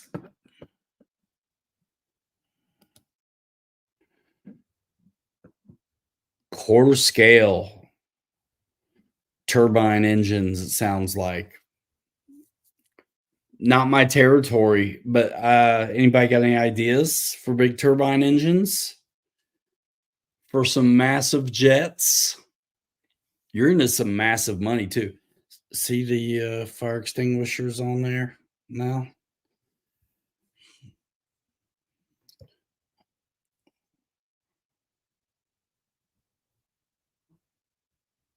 A bit more scale. I like scale stuff too.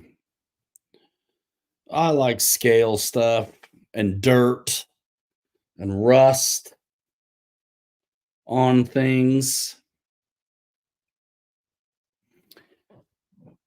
Yeah, expensive one, says Eddie K. That's the truth.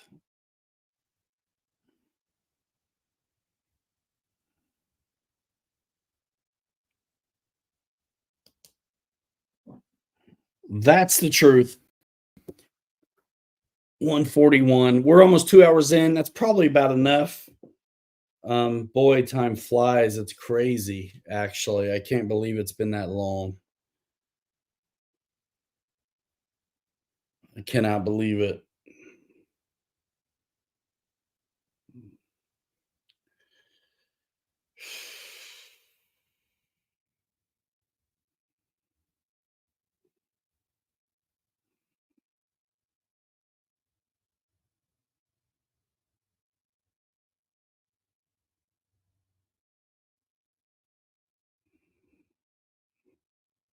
What a tremendous waste of time. Facebook. Hmm.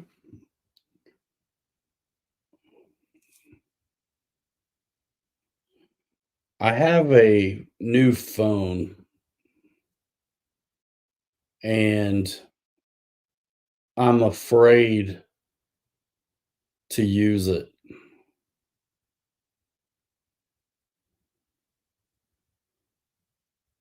There are so many stinking apps and junk on my phone to run my daily life. Yeah, I lost an hour. Um,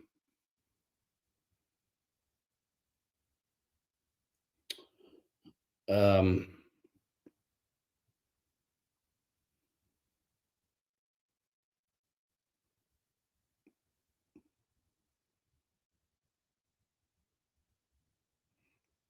I'm afraid. Yeah, Apple. But I know it'll keep things or whatever, but like literally, I'm just like having anxiety over logging in or re-logging in, or they're forgetting the password to stuff. If you mess around with Apple too much, you'll get locked out for a while. Dude, last time I don't know if it was this one or not, it might have been. Last time or the time before, I got had to get a new phone. I screwed up logging in too many times and had to wait some ridiculous amount of time, month, month and a half or something. I mean, it was stupid. And I think by then I just didn't care about the internet anymore. Is kind of what happened. Yeah, Tonka truck, Winnebago, dude. It works. It's on a leaf sprung chassis. It's been windy for days and now I'm back at work. That's why I mean, you know what? It's you have to be so intentional about flying. And it's harder for some of us to get out there and do it than others. Um, I got a handful of little kids with activities and stuff now.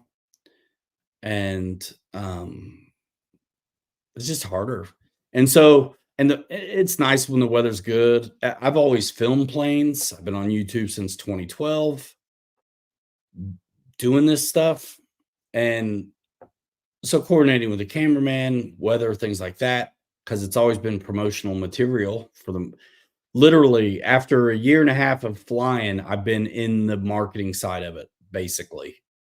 And so it's not always been a super sunny day because we've had to just get things done, but there was always the coordination with the cameraman and stuff. And I won't I refuse to leave, but I've had a handful of cameramen at this point. And this truck stuff, it's so easy. I can film it by myself. I can work on them in the dark. I can drive it in my yard if I want. It's just been easy. So I do a Thursday show that's more about the crawler things because I do not want to kill my airplane people.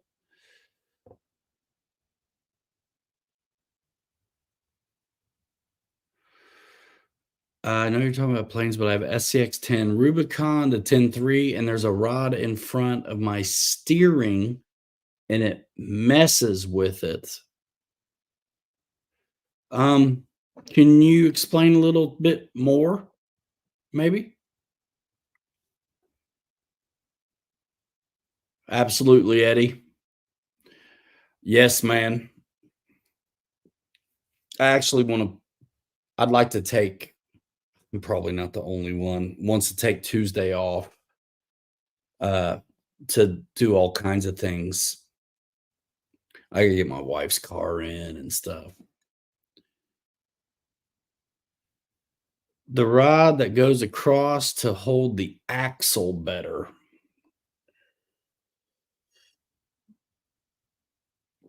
The pan hard or just a steering link? I have not really messed with the helicopters much. I just the couple times I have, I didn't enjoy it, and it's just not my thing. But there's some lots of fantastic ones out there. I'm just not familiar with them. The steering link. What's giving you trouble about it? So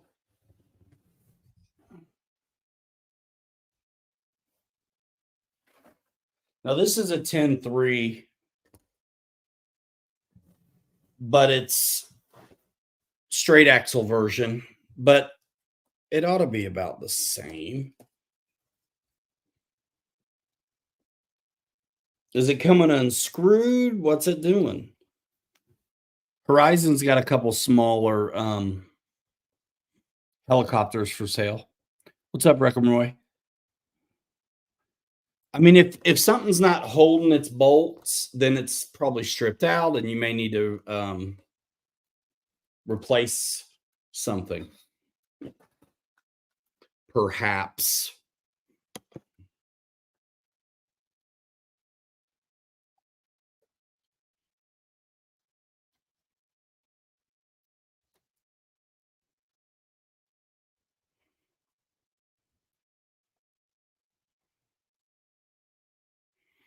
It just hits it and just makes a smaller circle.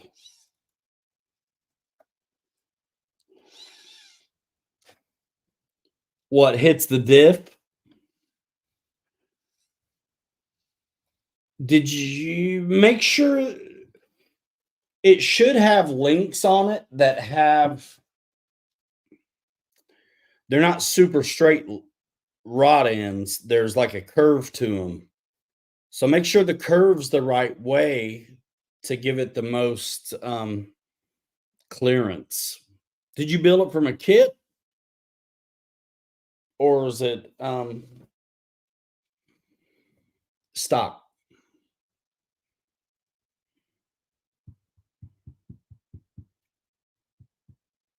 The steering link, not the rod from each knuckle.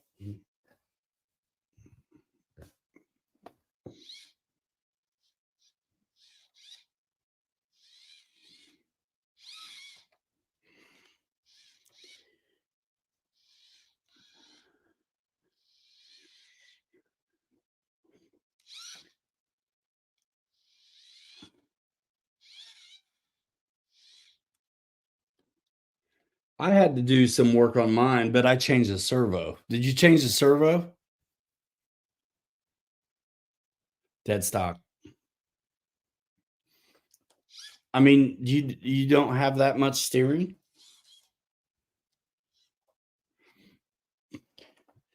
Sometimes I do a lot to kind of modify things a little bit to make them a little tiny bit better out of the box to a Savox. Okay. So the you may have to clear something out. If you change the servo, um I had to, it's hard to show you, but the servo arm on this, because I changed it, was gonna hit not it doesn't hit any links, it just hits part of the chassis and the mount and all this. Um, and so I didn't have very much steering either. And so I had to clearance it out. Um, File it down and clearance out the servo arm itself so it would not get obstructed.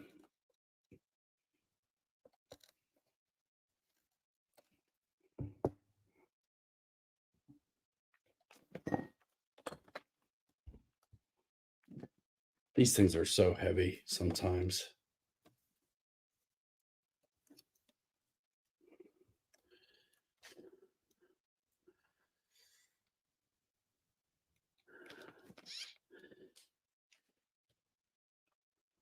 It's a cross member in the dummy engine. So you can either file down on the servo arm or file down on that cross member and bottom of that dummy engine. So you can kind of see, I got this turned. I don't know if you'll be able to see or not, but the very end of the servo arm, it tapers off.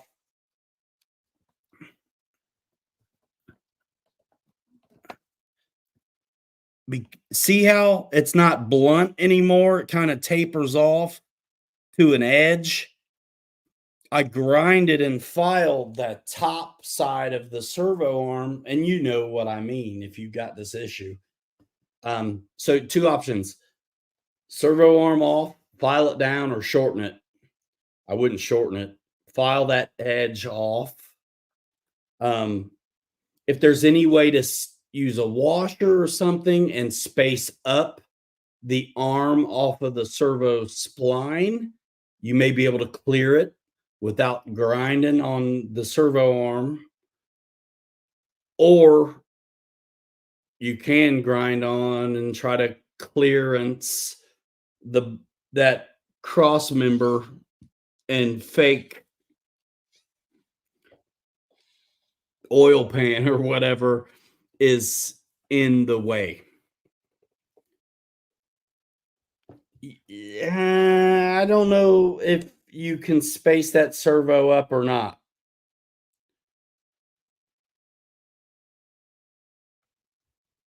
You could conceivably maybe file down the mounts where the servo itself screws to, but I don't remember.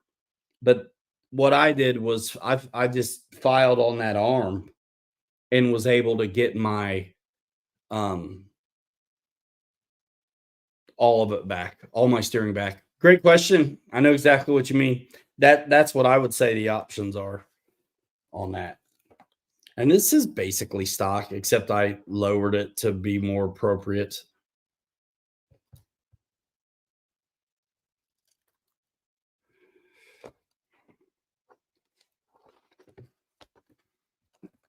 It's so good, bro.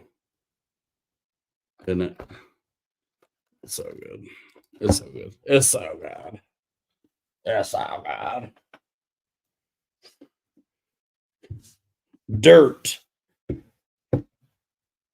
Gotta love it. Dirt. I have a tremendous amount of fun with these things. Um,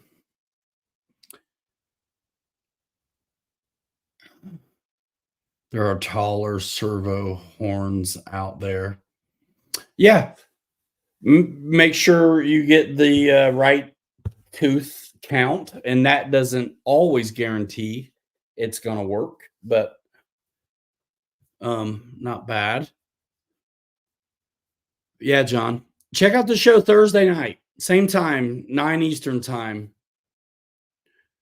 Do I think AS3X Plus is a game changer? I think AS3X in general is a game changer, and I'm very happy with it, and would be okay if I never had to update anything ever again in my life.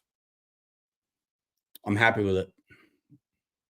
I think people are enjoying the Plus, and I think they are enjoying the nose wheel steering thing they can do. I don't know about it yet. I haven't done it. I use this a lot on my rudder, my thumb. But my real answer is if it's not broke, don't fix it. If your stuff's working and it's fine, I'm not sure I'd mess with it, because once you start messing, you got to mess with everything.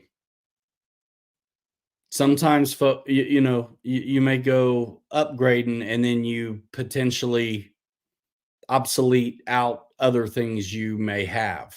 I mean, who knows? Um,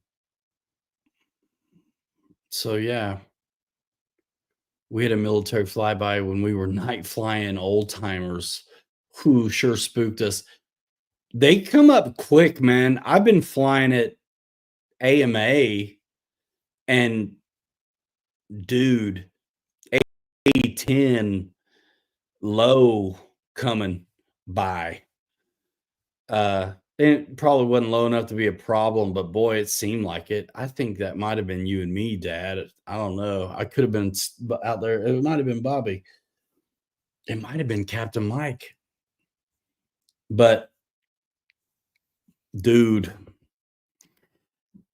that's scary. There's not even time to land.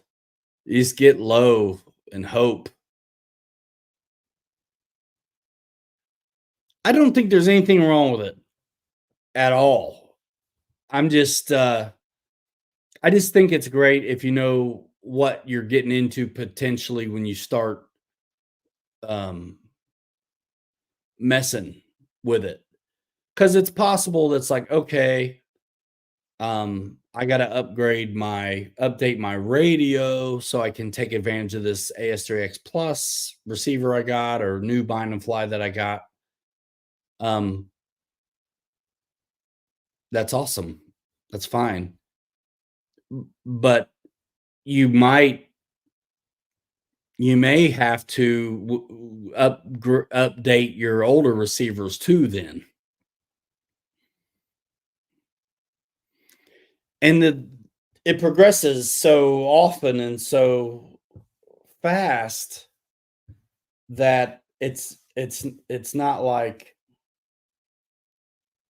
oh yeah, you can be really definite about your statements. So it's more of a feeling. I'm just thinking something to consider. Because I did it. I did it to my NX10. And then I had to do it to the plane I was trying to bind up too. Um, and I think if I knew I had to do it to the plane, I wouldn't have messed with it just because it already worked. So 2110 Vikings. Vikings just pulled one out last week at the end of the game. Didn't they have like comeback of the year or something?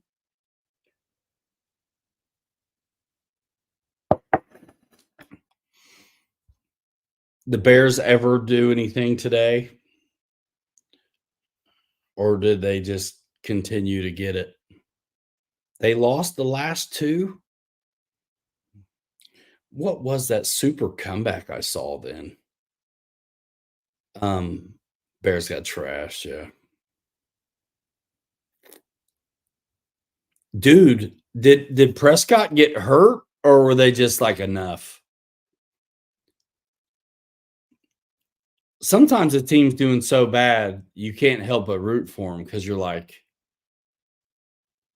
hey man, just they need to get one, just for their own mental health. Uh Prescott with a hamstring, okay. But Ginger, whatever his name is, the redhead guy that went in for Prescott seemed to do okay. You know, he was seeming to do all right. They just couldn't connect with uh, Lamb. Yeah, bring back the fridge. The NX8 when you upgrade to 20 channels.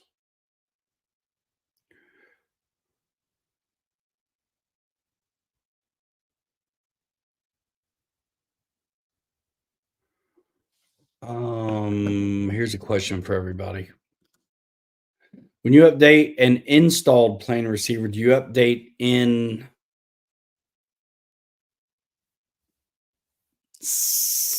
I don't know what that is, or do you remove the receiver update and reinstall? Just thought of saving having to unplug all the servos. Um, you can do it in the plane. If you're using the 3065 cable, you can't have Well, you can't really do the receiver over Wi-Fi, can you?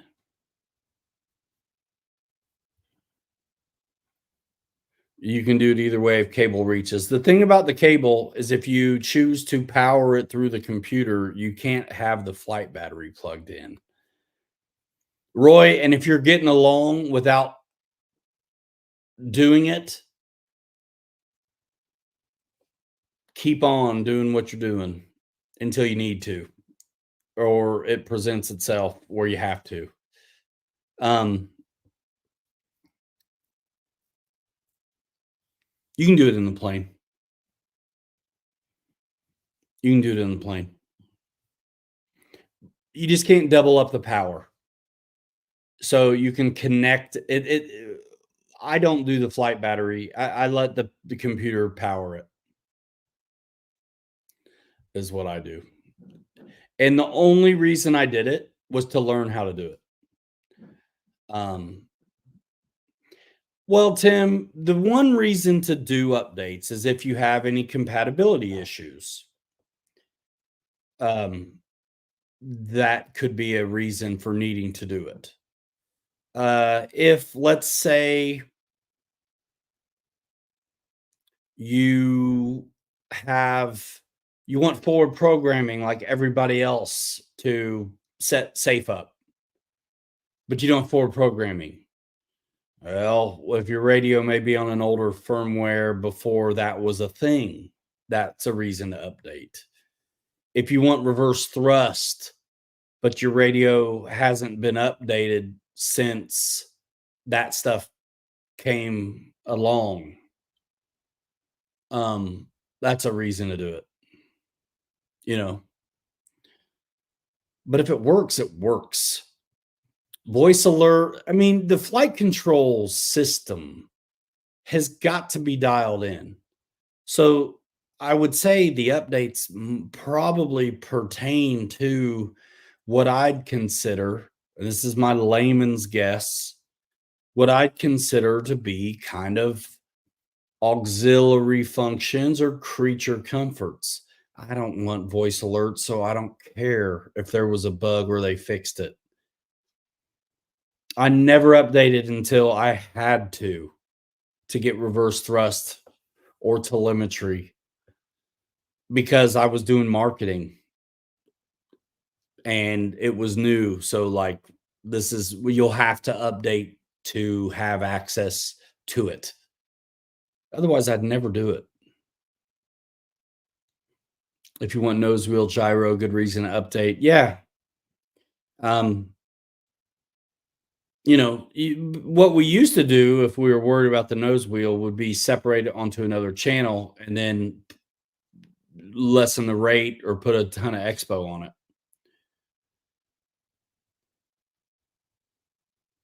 Oh wow. Yeah. If you wanted, I mean, if you're about that life and you want to experience the new stuff and everything, then of course, yeah. You'll be updating every 6 months or so, it seems.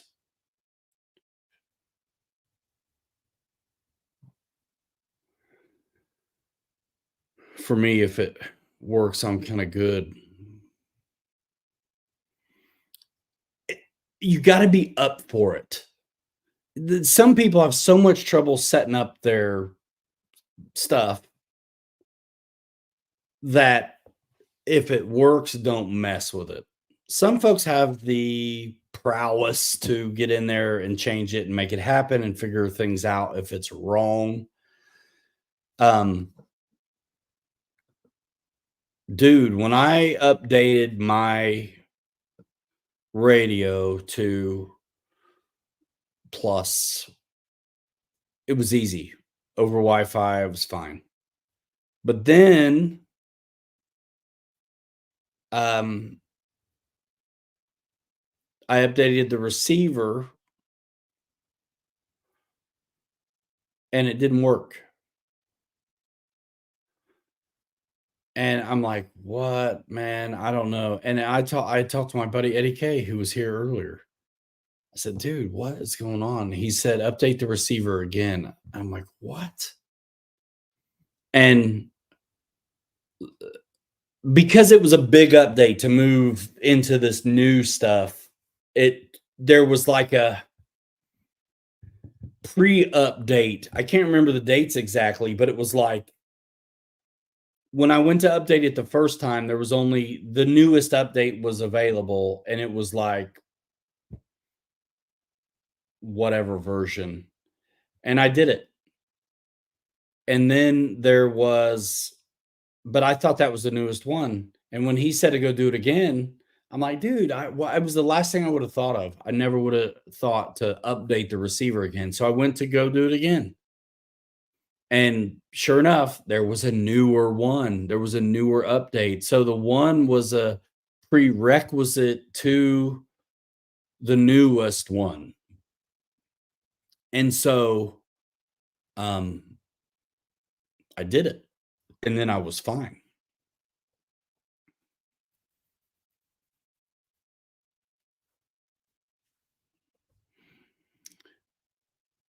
If history, yeah, exactly. I was back on the in the 636 days. Um, Mike spent tons of time with the 636s getting them to work on his stuff. And I mean, he was married, but they had a bird. And I had little babies. I'm like not spending 3 hours on a 636, dude. And so I was with the bind and fly planes though, I loved it. And I didn't even mess with safe because back then it was the 5-time flip the switch deal and still is to a degree. But I never put it on anything then. I just was so happy to have AS3X that I was cool. And then once forward programming happened, I'm like, all right, I'm gonna do this now because it comes with it, you know. All right, man. See you later. Thanks for coming by the show.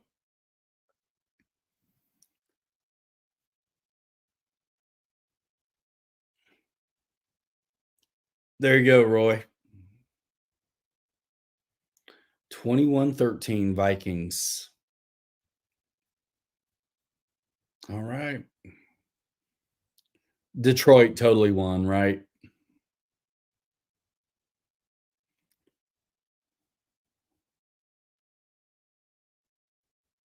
What that one end up being? The Detroit and the Packers.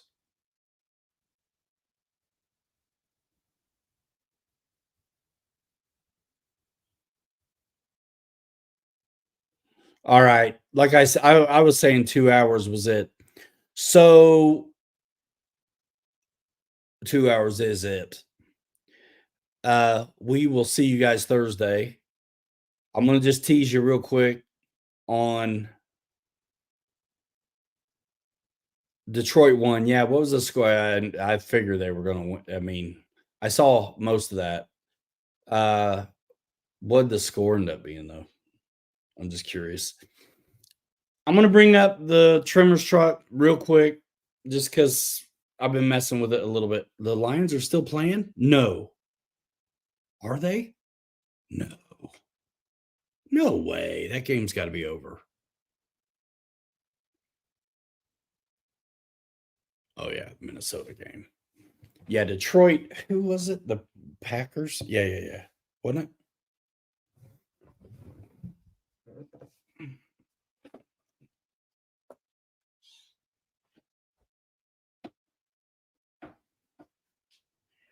Yeah, I'm gonna bring down this one a little bit and put another one up there for my race cars. Crushed Green Bay. Yeah. I just wondered by how much.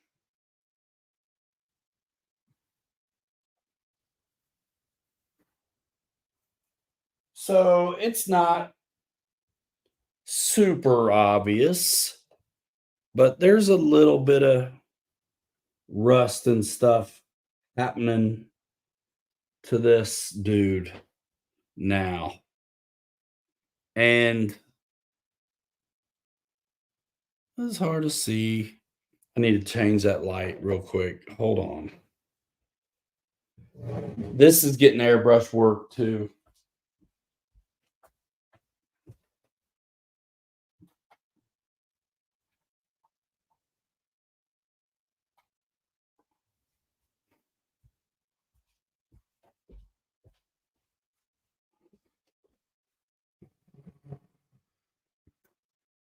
So yeah, brushwork, little washy wash. Starting to rust up a little bit, some of the bits. And again, 2414. Okay. I'm gonna do some airbrush work on this. I got my extension now to get the battery back here and through the under the bench seat and everything. A little bit of rust now on it's hard to tell here on this piece of garbage webcam, but there's some rust on the deck plate.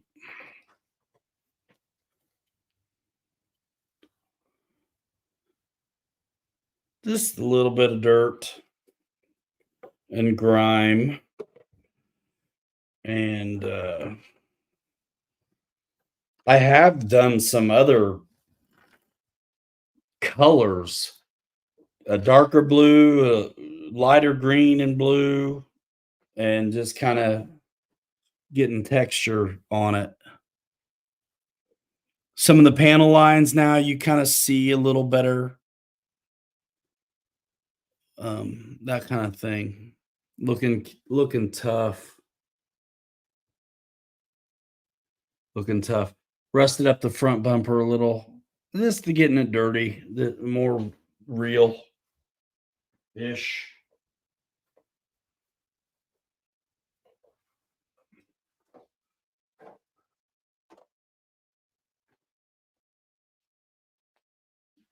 It's looking so good though. So yeah, it's looking good. It's looking good to me too. Like I said, I got the extension now. So I should be able to get the body mounted up now and run it. The battery's going to be in the truck bed. I'm pretty sure.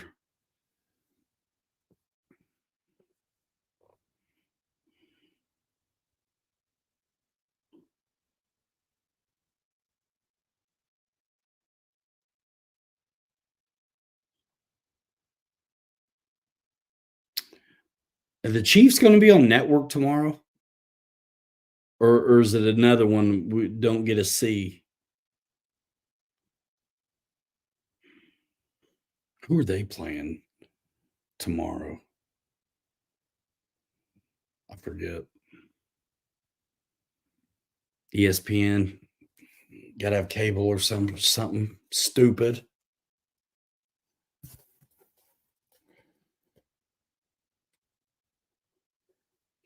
So stupid.